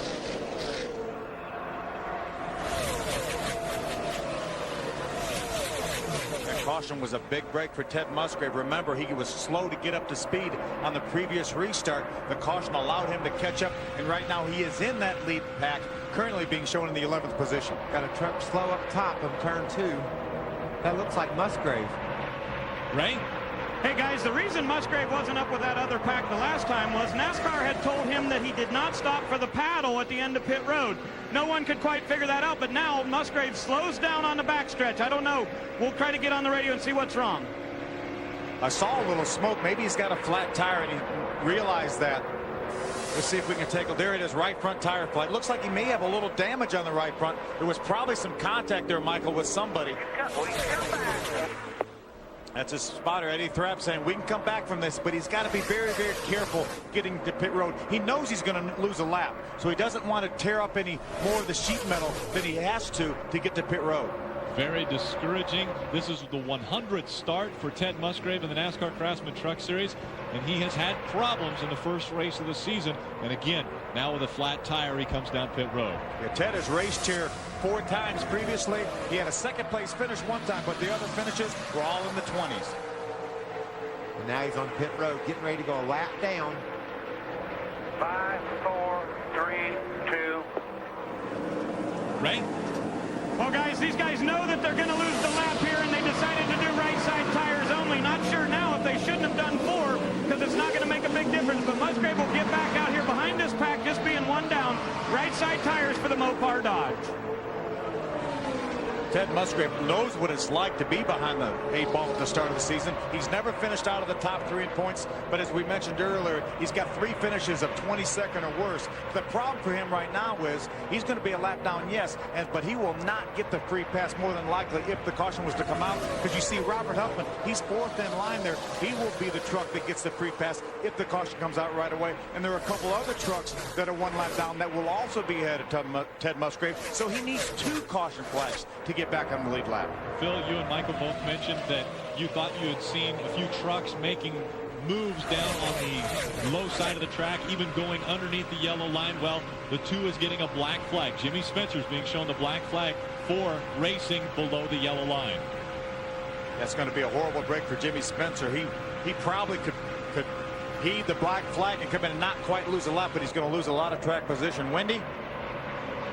Dennis Setzer is typical veteran fashion. He told me before the race he was starting in the back because of that engine change. He said he was just going to wait for all those accidents to happen and he would be out front at the end of the race. Now they did get that penalty for speeding down pit road to avoid the wreck, so they came in at lap 64 and topped off with fuel. They're going to try and make it the rest of the way. Let's check in with Ray.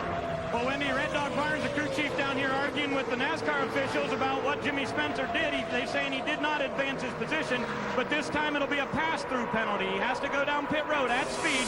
That'll be third gear, 3,900 RPM, and here goes Spencer by slowly in his Snap-on Tools Dodge.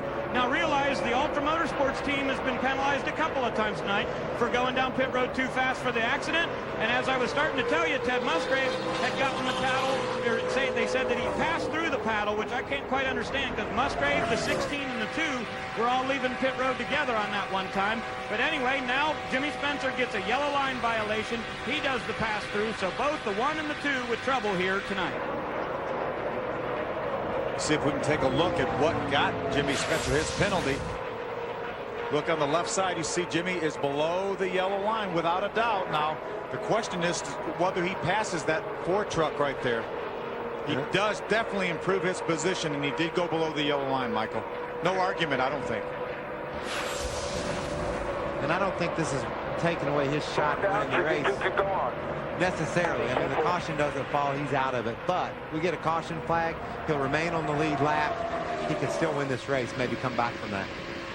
But NASCAR's made it clear, if you go under the yellow line and you let off the gas or just slow down and don't improve your position, they won't black flag you.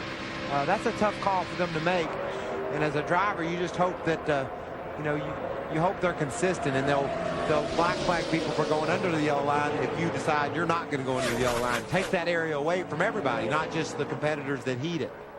Todd Bodine was able to drive around the outside of Dennis Setzer, and he brings a train of trucks with him. Look at Robert Pressler right up on the top of the racetrack. Remember, we saw Robert have trouble early on in this race, and here he is in the second position, right on Todd Bodine's bumper. Yeah, he said, I already hit that wall once. It doesn't really hurt anything.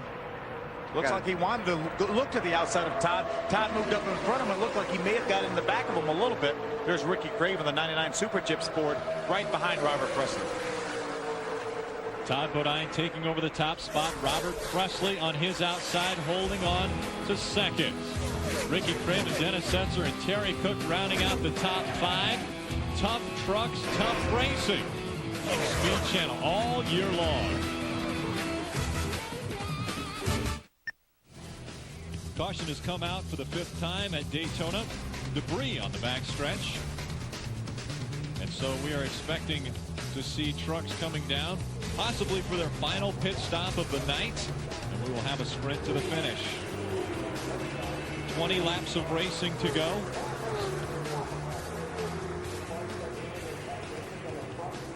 That's my artwork. That was very nice. What do you call this thing? Telestrator. Telestrator. Pit road is closed right now, and Steve Park made his way down pit road, so he will have to restart from the tail end of the longest line. He was running at the back of the lead draft after some damage in this latest crash. So Jimmy Spencer was able to circle back around, join the field, still can win the race. He's still on the lead lap. Robert Huffman finally got the free pass, or will get the free pass, so he will be back on the lead lap and in contention. Robert Huffman just needs to make sure they follow the rules. You know, if you make a rule violation while getting your free pass, you don't get it. So NASCAR lets you go around and pit with the lap down trucks, not the first time by, unless it's a quickie yellow. Pit road will be open this time. The green light is already being displayed. Ted Musgrave now is still 1 lap down. He will need another caution flag to get back in contention for the win. That Super Chips Ford, number 99, looks as though he's going to come down pit road. That truck familiar with leading in the truck series. He led 28 laps, or that truck led 28 laps here a year ago with Carl Edwards behind the wheel. This will be interesting to see who has any tires left. Wendy, who's got tires? All of them? Well, Terry Cook definitely has to pit because the last time he was in was lap 52, so he could not make it on fuel. Terry Cook comes to a stop in his stall. He's going to take 4 tires. Crew Chief Rick Gay said as soon as we get these 4 tires, we can win this race, boys, because we're going to have fresher tires than everybody else. They went down on the track bar, and a major air pressure adjustment for Terry Cook. Ray? Well, Wendy, they want to loosen up the 99 a little bit, so they're going to put 1 pound of air in the right rear. Jeremy Murphy does the front tires. K.O. Uphoff is on the rear tires. Chris Ellis is the jack man, and they have just a little bit of a hang-up, but Craven will get away here. No time lost. And we also see Terry Cook in the 10 and 46 will be behind the number 99. Now, a few guys did stay out there, but Ricky said he thinks it's worth it. With this many laps remaining, he said tires will be worth it. Bobby Hamilton, that Lufkin Tools number 04. Look at there, Phil. See on the back of this car or truck? Those sticker are tires. Sticker tires. There's nothing a driver likes better than hearing that paper flap from those labels. And I'm going to guarantee you, not many other people have any sticker tires. Oh, Bobby took care of his stuff during practice. He might just pull those belts down real tight right now and get up in the middle of all this mess. You know, I wondered at the time if that was a smart move, not practicing, because the racetrack is always a little bit different after the 24-hour race. There's so much rubber and oil and everything on the racetrack. But Bobby elected not to do any practicing. He said he did so much practicing at Talladega over the winter and here at Daytona. He knew what he had. He felt like he didn't need to do it. Craftsman's always on the cutting edge of technology when it comes to tools. Today we want to spotlight another important piece of equipment that Craftsman makes available to all of us in the Craftsman Tool Tech. Ray? Well, thank you, Rick. You know, Craftsman has these ratcheting boxed end wrenches that I really, really like. If you're trying to do some work with these things, this thing moves around on the inside as a ratchet. Now, we've shown you these tools before. They work really well. I've got about 3 sets of these back at home. But here's what's really great. They've decided to add an extra socket to go inside the ratcheting part. Now, watch this. This thing goes right in there, snaps in, and it's a socket into your ratchet. Now, why is this better than a regular set of ratchets? Well, check this out. If you've got a regular ratchet, this area right here sticks down a long ways. Well, look how much less room this one takes up. So you get a lot more clearance with the smaller set of ratchets. But this thing still works great, and you can turn it around just like you would anytime. It's a ratchet set, and it gives you a lot better clearance. Well, we'd like to welcome our men and women in uniform serving around the world and watching tonight's race on AFN, the American Forces Network. Thanks for all you do. We hope you're enjoying tonight's telecast wherever you're stationed. And remember, America stands behind you every step of the way.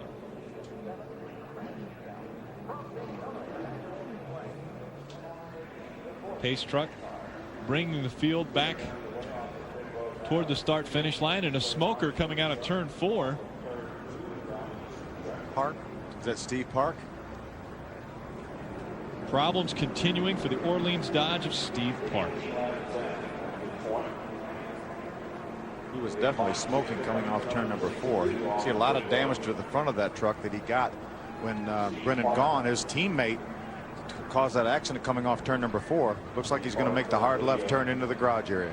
Chances are it might have overheated, done some damage to the engine. You saw a lot of tape on the front. So this is a guy we haven't even said a word about all night. Been quiet and quietly worked his way into contention here as we're getting ready to go back racing with 17 laps to go.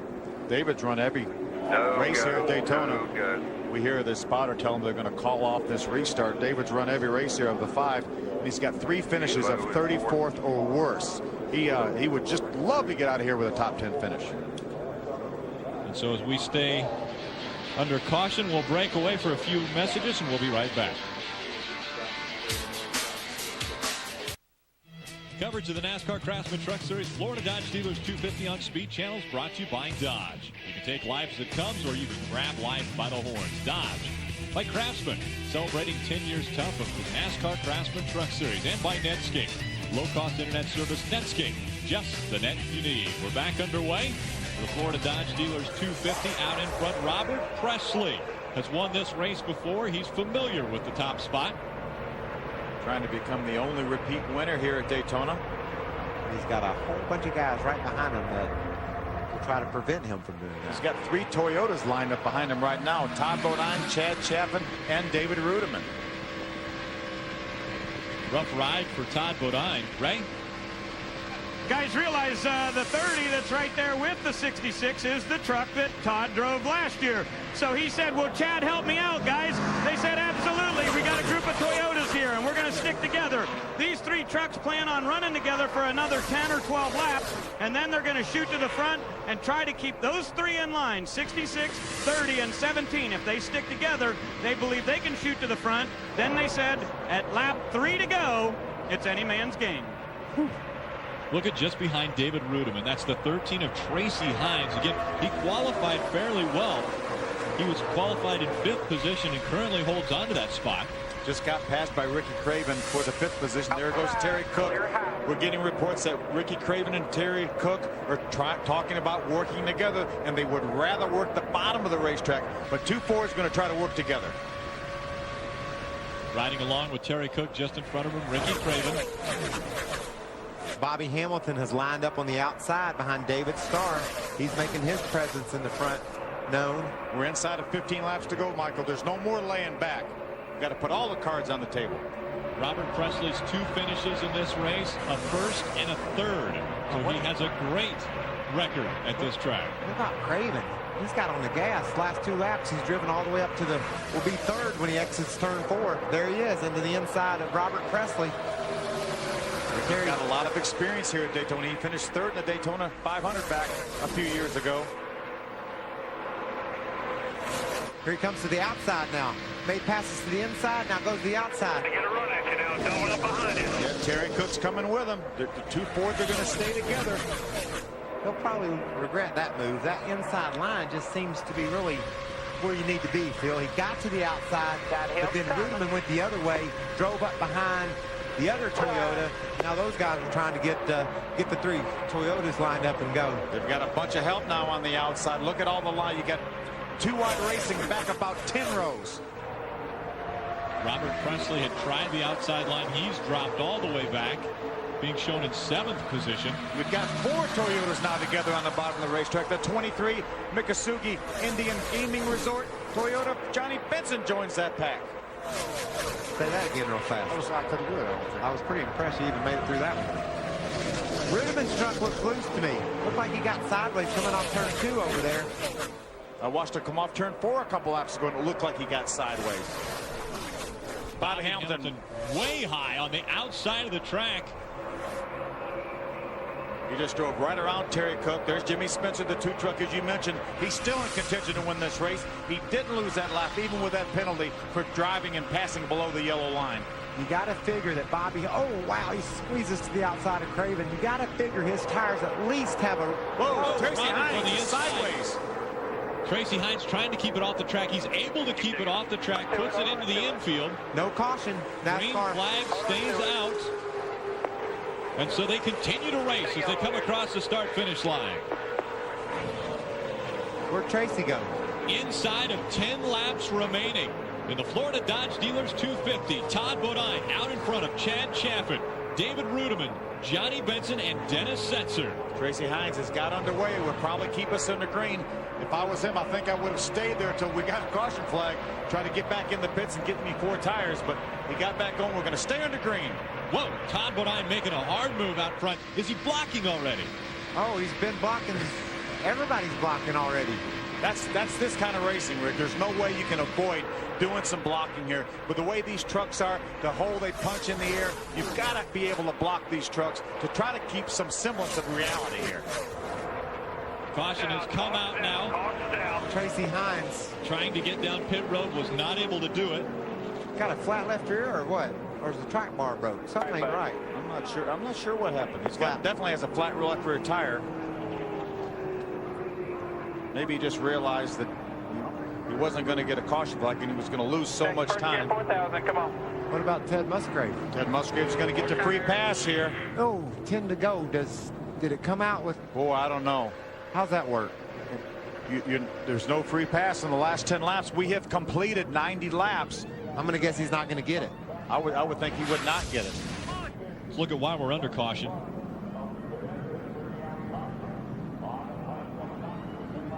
Uh-oh. Think he did that on purpose? I'm not sure. See the lead pack go by on the outside. Go, guys, go, go, go. Push them off. There you go. Unfortunately, Tracy lost a lap as you saw the lead pack go by while he was spinning at the entrance to pit road. We need to get clarification to see if Ted Musgrave will not get the free pass because we are inside 10 laps to go.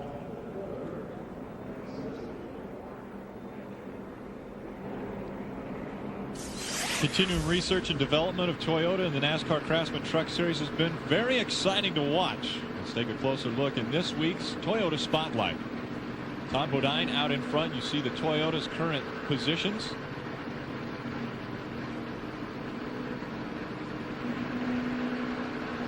Michael, it's only been 1 year since this foreign manufacturer Toyota came into this series. They had such a great run last year. They finished second with Travis Quabbel in this race. Now they have several Toyotas up in the top 10. And we are being told that Ted Musgrave will get the free pass. One of the top Toyotas, Johnny Benson, is on pit road. Johnny was up in the top 5. Wendy. Crew Chief Greg Ely said they cannot make it on fuel, so they decided to come in with 9 laps to go, take 4 fresh tires, but they are putting scuffs on, as you can see, and top it off with fuel. Johnny Benson will be down and away. I'd pick Todd. He's leading. Inside of 10 laps, we will restart in a single file line. In case you're wondering what I was talking about at home, we're going to talk to somebody, and I think we ought to pick Todd. He's leading the race. He's having to block and go crazy. We're going to get a word from him if we can. Season will continue next Friday live from Fontana. Race 2 of 25 takes place at the 2 Mile California Speedway. The 10th anniversary season continues only on Speed Channel. 10 Top next Friday, 9 p.m. Eastern.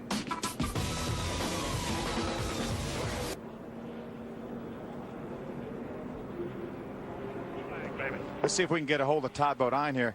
Todd Bodine, Phil Parsons, can you hear me? I got you, Philzy. Todd, you're inside of 10 laps to go. You got a couple Toyota buddies behind you there. You lined up with 4 of them. Now you've got your old truck that Chad Chapin's driving. Can you guys hold off this wild group of animals here? Well, I think these Tundras got something for them. Problem is, Chad's here to win this race too, and if he'd stay in line and run around the bottom with me, that's our best shot. But he's here to win this race for Toyota, just like I am. And I tell you, we got a great truck, and we're going to try to hold them off. It's going to be tough. They're pretty tough back there. One we got to watch is Spencer. He's, Jimmy's reputation. He's pretty tough when it comes to this stuff. He sure is. He almost got a lap down. He got penalized for running below the yellow line there. Looks like it's been pretty wild out there. How does it look from your view? Even wilder. I'll tell you, these trucks are a handful compared to a car. The aerodynamics just isn't as good. They really get sucked around easy, and not a lot of downforce, so they tend to bounce a little bit more through the bumps. But Tony Burr, my crew chief's done a great job. The truck wasn't real good in the beginning. He's done a lot of adjustments. The crew's done a great job on pit road. And we'll just have to see. It's just a shootout here now. All right, Todd, you got 1 to go. Good luck, buddy. Thanks, Philzy. Robert Presley in for more work on that number 59. I'm okay with Johnny Benson's decision here, Phil, to get 4 tires. I mean, we saw Robert Presley drive from a pack that was a couple, 3 seconds behind the lead group and up into the middle of them in just a matter of 4 or 5 laps. He's going to have about 6 laps of full speed racing to get from about 20th position up to the lead. Ray, can he make it, or what's going on your end? Well, he can, Michael, but the 99 was the big dilemma here. Ricky Craven just came on the radio and said, Mike, I've got a tire going down, talking to his crew chief, Mike Beam, and Mike said, well, hit pit road. We can't take a chance. He said, well, it feels low anyway. And Mike says, well, we did lower the air pressure the last time you pitted. So he said, well, I'm coming. They all got up on the wall. Ricky curved back out, stayed out, and didn't pit. We heard the same thing from Jack Sprague just a few minutes ago. So these guys really trying to make up the decision, is it worth it giving up that track position to come in and get tires? Well, Ricky decided not to. Jack Sprague decided not to. So strategy of, I think it might be going low, but we're just going to try to run this race. We're inside of 8 laps to go. Dennis Setzer currently in 3rd position. Todd Bodine, Chad Chaffin in front of him. Pace truck about to come off the track. We heard Todd Bodine said he was really worried about that wild card, Jimmy Spencer. Jimmy's all the way back up into the 4th position. 19 trucks on the lead lap. Todd Bodine leads them to the green flag. We're back underway with a Florida Dodge Dealers 250.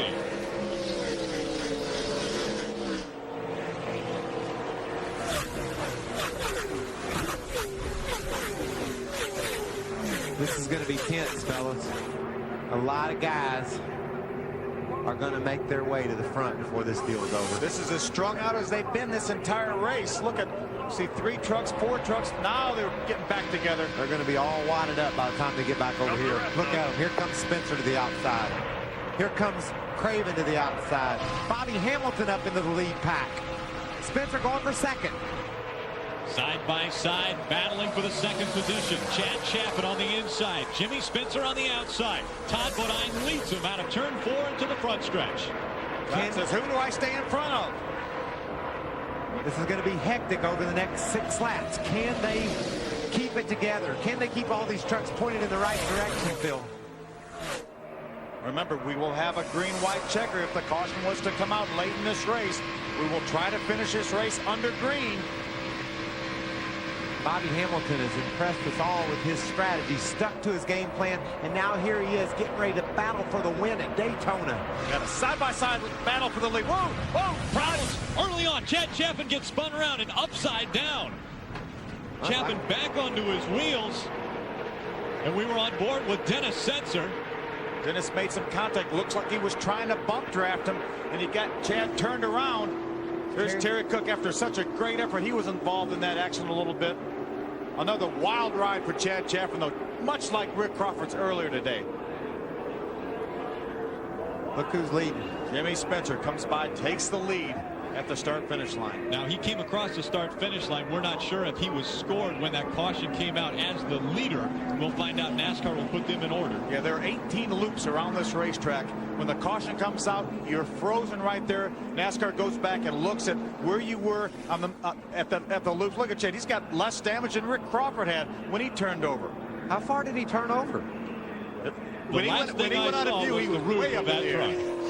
And it was pointed towards the ground. See, he's got a left front tire rub right there. It looks like the left on TV. Get the guidance on the left sides first, guys. Just left and get the clearance on the left front tire. Let's see what happened. Looks like bump drafting might be. Yeah, Dennis gave him a little shot. Wow. Wow, completely over. Here goes Terry. Boy, Terry had a wild ride through the grass. He was fortunate that his truck stayed down. You see the roof flap just deploy. Let's take another look at that one. Bam, Dennis right there. Give him a little shot in the back and turn Chad's truck around and over, by the way. Wow, what a view that was. And hit on the left front wheel, so I'm sure some suspension damage to that. Ray? Well, guys, they believe that the 30 truck can stay on the lead lap here. They've got the right side tires on, going to the left side here, checking the thing over to make sure everything's okay. They're listening to the spotter. He's got his eye on where the field is coming around, and they think they're going to be able to stay on the lead lap. They're going to check underneath on the left side. The official was pointing to the left front tire or wheel, making sure that the suspension was okay. Yeah, I would say, man, they have to have something torn apart underneath there where they feel. Somebody pour some oil in the tank. Get a couple quarts of oil in it. We might only lose 1 lap here. Let's see if we can take another look at this crash. You see he's got a busted oil line. They're talking about bypassing oil. Here they are coming off turn number 2. See, Dennis is going to get in the back of Chad. You see Chad, it pushes him a little bit sideways. Then Dennis actually turns him around after Chad comes back to the bottom of the racetrack, and way up in the air he goes. Here comes Terry Cook joining him for a slide through the grass. Looks like Robert Huffman might have gotten the back of Terry Cook. I see some damage to the front of that truck. Oh, and it was a pileup behind him. Yeah, once that bump drafting started going crazy, then they just bunched up from behind. Rudiman had nowhere to go, bumped into the 46. Just a good idea gone bad when the bump drafting that they were doing on the back straightaway knocked the 30 truck sideways. Right along with Dennis Spencer. Bam, just hit him and got it wiggling. Now, I bet you Dennis has hit somebody like that all night long and the truck never moved. You know, you don't know which way Chad had his wheels pointed, and Dennis must have hit him right at the wrong time. Dennis would never do something like that unless he had it calculated out, and for some reason it went wrong. It looked like he hit him pretty square, but you know, these trucks are pretty light in the rear end right now. A lot of these trucks are complaining about being loose, but just slow motion here. You see, he looks like he hits him pretty square, but it looks like his bumper rides up underneath the back bumper of Chad Chaffin, and that may be why it turned him around. It might have picked the rear wheels off the ground, Michael. And then all four wheels were off the ground. Yeah, it definitely eventually picked him off, didn't it? He hit that left front very hard, so they're still checking on the suspension of that one. Ray? Well, Rick, it's been a wild night for Jimmy Spencer and Buddy Red Dog Barnes. Now, listen, here's what happened so far. You tried to leave the pitch, you bent a wheel, then you got called for coming down pit road too fast, and then a red line or yellow line violation. Other than that, guess what? You're the leader. Yeah, we are leading, and you forgot we didn't have the helmet in the truck. We had a little problem last night during qualifying with the throttle linkage.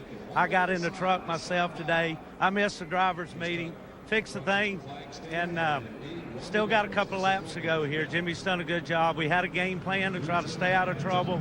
We tested awful hard on this truck over the winter to get it where it was right when it was time, and right now it's time. I'll tell you what, it has been a wild night here for the Snap-on guys. All these different things happening, but they're up front when it matters. The first time Speed Channel broadcast the NASCAR Craftsman Truck Series was 2 years ago, and an amazing finish that took place in 2003.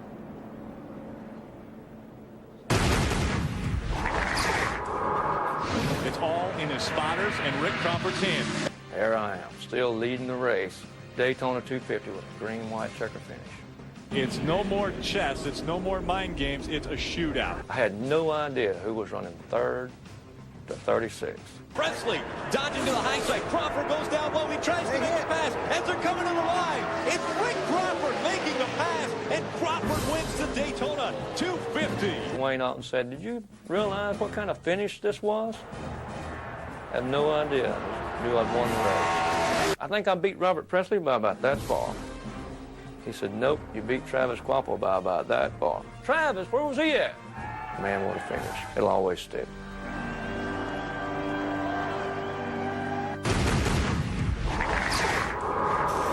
Fantastic finishes at Daytona, and we expect nothing less tonight.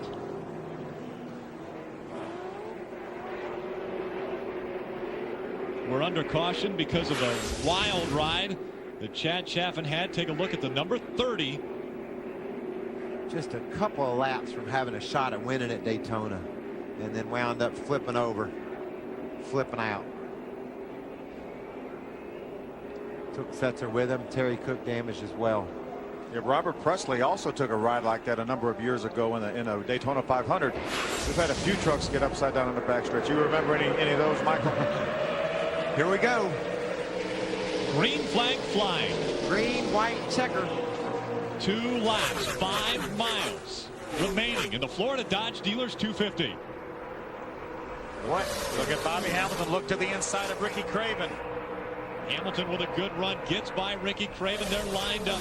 Jimmy Spencer, Todd Bodine, Bobby Hamilton. Look at Bobby move to the inside of Todd Bodine. They're lining up behind him. Matt Crafton, what a great run he has going in the 88 truck. Jimmy Spencer getting out there a little bit far. They're going to be able to get a run on him. Oh, it's not over.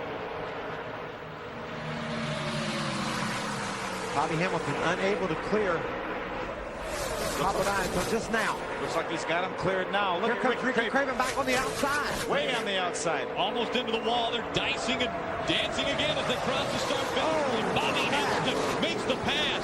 And problems right as they go across the start finish line. Another big crash as they go across the start finish line, and the white flag had come out as they cross the start finish line. That will mean, I believe, Bobby Hamilton will win the Florida Dodge Dealers 250. I think you're exactly right. The field is automatically frozen when the caution flag comes out, and it looked like Bobby Hamilton had taken the lead. Scoring wise, Jimmy Spencer is just ahead of Bobby Hamilton on the scoring charts. Now we have to wait. That may have been how they came across the start-finish line, but Bobby Hamilton passed Jimmy Spencer after the start-finish line, and they were by the start-finish line when the accident happened. We'll have to find out from NASCAR when the caution came out and where Bobby Hamilton and Jimmy Spencer were at. Jimmy Spencer's son anxious to find out. Did his father just win the Florida Dodge Dealers 250, or will he be relegated to second? This is tense. Bobby Hamilton just riding behind Jimmy Spencer. And we have to remember there are trucks that have come to a stop just inside of turn number 1. There was an accident that took place just as the pack was going by the start-finish line. Checkered flag flies. We'll find out if it's Jimmy Spencer or Bobby Bobby Hamilton. Wow, Bobby Hamilton was aggressive on that last lap, wasn't he? Well, he sure was. He drove to the outside. Ultra Motorsports celebrating. I don't think we know the answer to this question yet, Rick. Take another look at what took place as they went across the start-finish line. It was Jimmy Spencer in front of Bobby Hamilton by just about a half of a tenth of a second. Yeah, that's not official. Now, they may have been celebrating, but we don't know who's going to be credited with this win. What happened to Matt Crafton? Matt Crafton gets on the inside. Got loose and just turns right back up into this pack. He's going to hit David Ruderman in the 17 truck. There's Jack Sprague. He gets hit into the outside wall. And you see Bobby Hamilton and Jimmy Spencer were just side by side when that was all taking place. Whatever NASCAR calls, it won't be a mistake. That was they were within 3 or 4 feet anyway, so it can go either way. What happens? Take another look. Looks like Matt just got a little bit loose. I don't think there was any contact from David Ruderman. Boy, they made some hard contact in the outside wall. Thank goodness for the safer barriers, Michael. Well, when they had the crash, when the crash started, Spencer was ahead. But when does NASCAR, when they flip the light on, when they throw the flag, when does it happen? How do we know who won the race right now? That is a uniform process that takes place. It is all done up in the press box. NASCAR has a button. And when the caution needs to come out, that button is pushed. And right when that button is pushed, the computer freezes the field according to the last loop that the trucks went across. Well, I'm going to guess Spencer won then. He had a bit of an advantage on him when the wreck was happening. So if they got the button pushed while the wreck was happening, which I know they did, I think maybe Spencer won. And the most recent loop would have more than likely been the start-finish line. And Jimmy Spencer was ahead at the start-finish line. As you mentioned, Phil, there are 18 loops around this 2.5-mile tri-oval. And so depending upon how they're spaced out around this track, it's the last loop that they crossed. More than likely, it would be the start-finish line. Take one more look at this. Jimmy Spencer wanting to celebrate, celebrating. He is celebrating. They think they've won the race, and I would think that too. We'll see what happens. Bobby makes a great move to get up beside Jimmy. Matt, I think Jimmy's definitely going to lead Jimmy's ahead at the start-finish line. Now the crash starts. We're looking at the flag stand. We don't see a yellow flag yet, but it's when the button is pushed to turn the yellow lights on and to notify the flag man that he's supposed to put out the caution flag. A lot of damage to a lot of trucks. See the white flag being displayed. Well, he's going to display it for a while. It would take his reaction to change flags would take way longer than it would to push a button to turn on the lights. If it was strictly on when the flagman got the yellow flag out, then Bobby Hamilton would be the winner of the race. But it's not that anymore. In the control tower, NASCAR pushes a button that displays the caution lights around the racetrack and locks the scoring loops down. And that's how they determine who is ahead of who at the most recent scoring loop. Jimmy Spencer celebrating. I don't blame him. I'd celebrate too. This would be win number 2 for Jimmy Spencer in the NASCAR Craftsman Truck Series. He is going to run the entire season in the Truck Series in that snap-on number 2. He won in this very truck a couple years ago at Loudon, New Hampshire. And this truck with Ultra Motorsports won this race, the inaugural race back in 2000 with Mike Wallace. Fans were seeing fireworks flying above the track. We saw a lot of fireworks taking place on the track tonight. Let's go down trackside to Wendy. Bobby Hamilton is just discussing what happened at the end of the race. Did you think he won? Well, I mean, they got footage of it, and they're supposed to use the footage. I don't know when the flag fell, but the light should have come on with the flag. And I was ahead of him when the light come on, because I looked in the mirror, I seen smoke. I was right down there at the end of pit road, the light come on, and I was a half a truck ahead of him. So that's where the timing line is. So I don't never say nothing. They're going to have to show me that one. All right, Bobby Hamilton a little bit upset at the finish of this race. We're getting reports that NASCAR is reviewing the video right now. It may not be a done deal. How come it always turns out like this? This is drama. That's exactly what this is. This is Daytona drama. It doesn't get any better. Now, obviously, the trucks are crashing right there. And about right now, Bobby Hamilton, I think, takes the lead. We can't see that from right there. Let's see if we can watch from on board one of the trucks. This is Ted Musgrave's truck. You see the accident. Ted's going to miss this accident. Barely. Now watch it. There's where the light went on. We saw the yellow light come on just about the time Ted Musgrave got to the yellow light. Now again, they can look at video, but they're going to go by who was in the lead when they crossed the final scoring stripe. On the last lap now, they review a video. They can change things on the last lap by virtue of looking at the video. Any other lap, any other dispute during the race, I think they would strictly go by the scoring loops. Now, if you remember, in 2003, we had a similar situation to this, trying to figure out who the champion was. You know, Jimmy Spencer is in victory lane right now. But I'm telling you, he has not been declared the winner yet. NASCAR has not told us yet that Jimmy Spencer won this race. And one thing about Bobby Hamilton, he said he was ahead of him when the lights come on. Well, that might be true. He still might have been behind him when they crossed the last scoring loop. So he might be correct in saying, I was ahead when I saw the lights come on. They might have already been past the scoring loop that officially put Jimmy Spencer ahead. Let's go down to Ray. All right, Jimmy Spencer's got to stay in the truck here as Red Dog Barnes' crew chief talks to him. Stand by for 1 second, because guess what? They're still reviewing video. I know this is crazy. It's not official yet, but let me tell you something. When they do announce it, if it's you, you're sitting in victory lane at Daytona. I believe I won the race. I saw the accident happening behind me and stuff, and you know, I did not appreciate what Bobby did to me. He turned me sideways like that, and but that's life. He was trying to win a race too, but it's going to be a long year.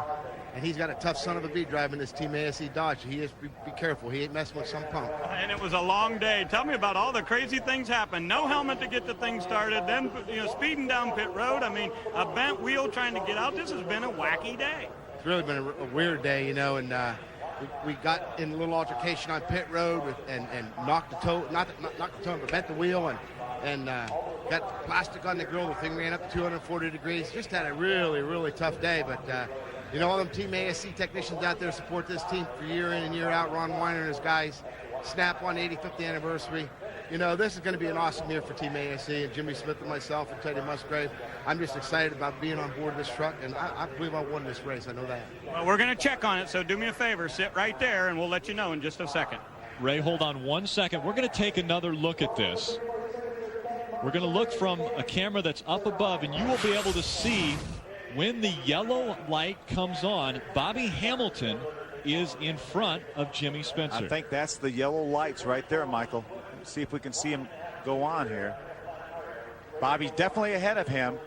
There's a yellow light coming. I'm telling you, to me, that would be irrefutable proof that Bobby Hamilton would win this race. Not if any means necessary is what NASCAR has told us they will try to determine the winner of the race. On the last lap, they will use video or any means necessary to try to determine who wins the race. Now, any other lap to settle disputes, they just go to the scoring loop, but they told us that any means necessary they will try to use and determine who wins this race.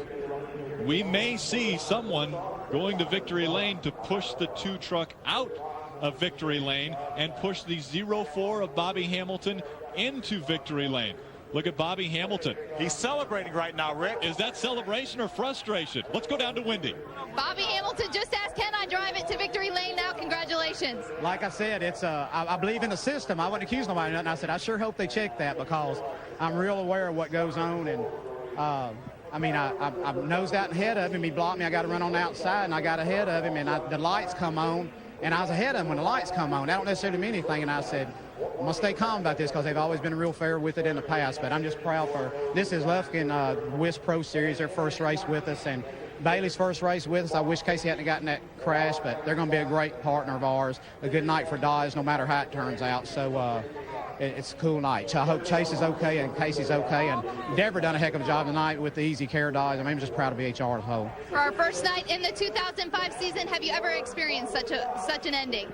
This is what NASCAR racing's all about, and I'm just happy to be a part of it. All right, Bobby Hamilton will surely take this victory in Daytona. Let's check in with Ray.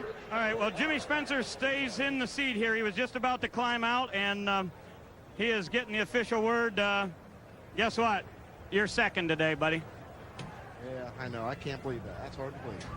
Unbelievable. This is just like Homestead whenever we didn't know for sure who the champion was at the end of 2003. They're going to fire up the Snap-on ASE Dodge, and they're going to back it up. Here goes Jimmy Spencer.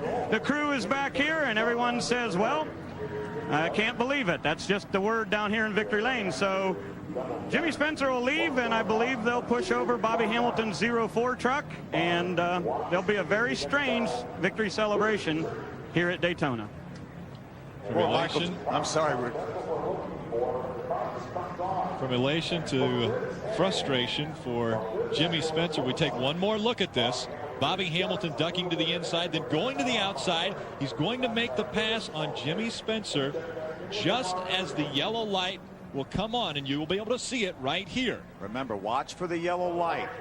That's the key. Bobby Hamilton now is already ahead. There's a yellow light right there. Watch him. Watch when the yellow light comes on right now. And look, Bobby Hamilton has about a half a truck length on Jimmy Spencer. We really have to commend NASCAR. They have gone to every angle to find out who won this race. This is Todd Bodine's onboard. You see Bobby Hamilton pull ahead, and there is the caution light came out just as Todd Bodine got to it. Whew. Bobby Hamilton in his 75th start takes his 9th career NASCAR Craftsman Truck Series and continues to win in the Truck Series.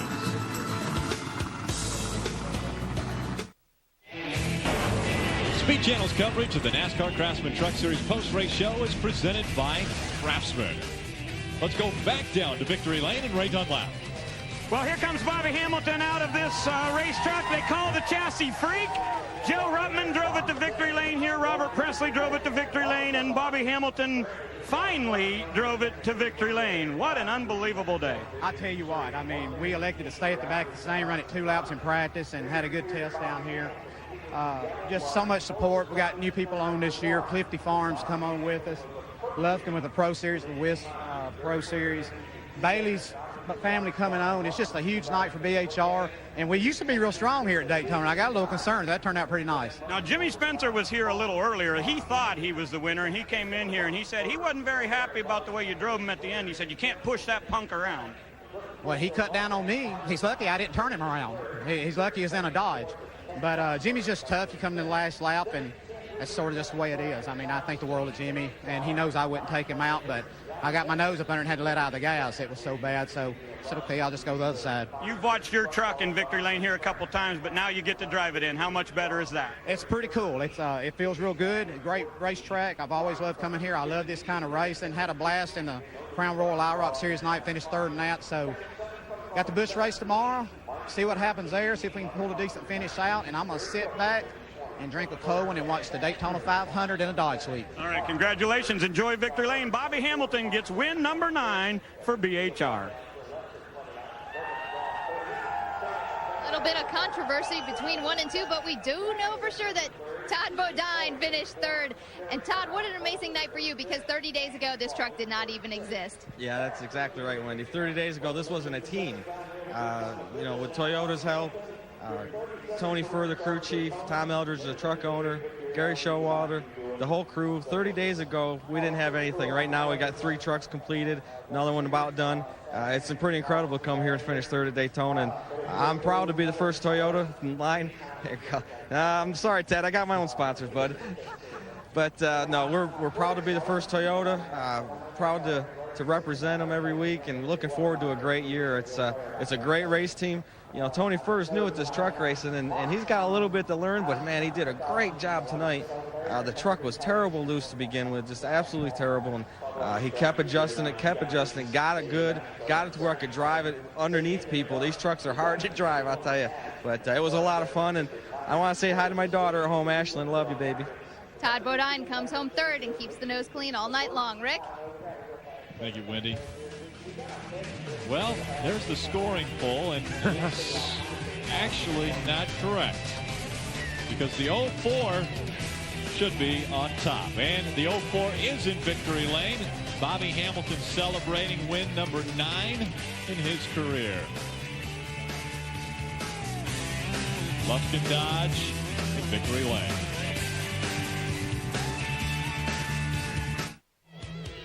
Speed Channel's coverage of the NASCAR Craftsman Truck Series post-race show is brought to you by Craftsman, celebrating 10 years tough, the NASCAR Craftsman Truck Series.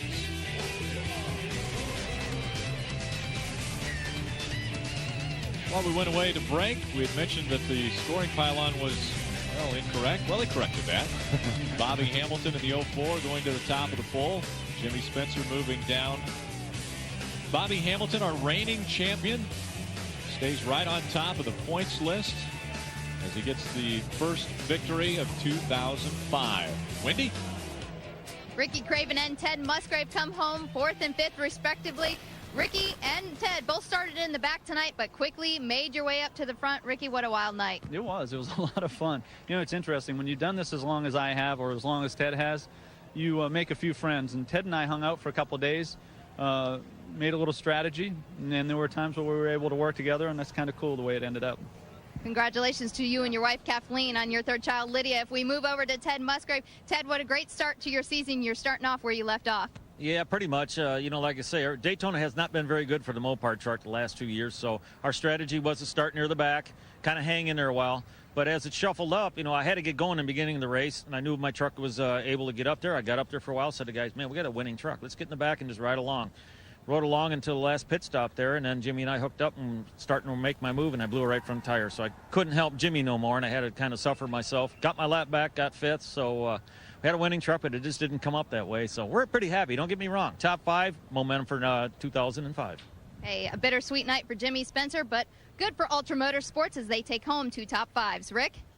Unofficial results, and we're pretty confident about this. Bobby Hamilton up on top, Jimmy Spencer coming home second. Todd Bodine with a great run. You see a couple names on here that we don't normally see in the top 10. Great runs for Ken Weaver, Brad Keselowski, and Wayne Edwards. All career best for all 3 of those drivers. They stayed out of trouble. They got to the end of the race there. What a terrific job all 3 of those guys did. Problems with Matt Crafton, David Ruderman there at the end of the race. That's why they dropped back. They were up in the top 5, 6, 7 when that accident took place. Our pole sitter, Kerry Earnhardt, unfortunately got involved in another accident. Finishes in the 35th position. Rick Crawford takes a wild ride and finishes 36th. Tough speed weeks for Todd Cleaver. I bet he's going to be glad to get out of here.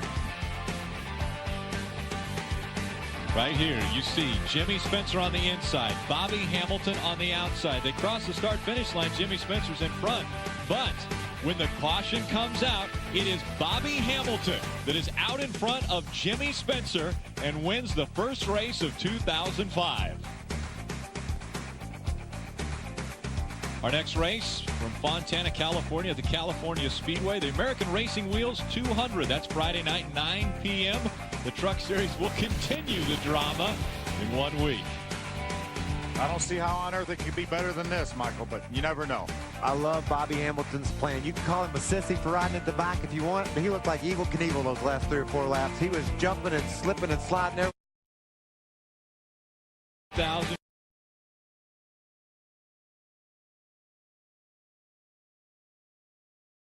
The first in this series.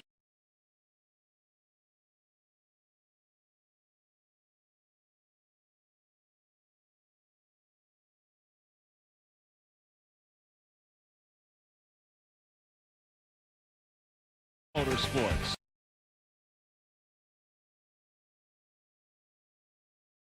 Started off as a they got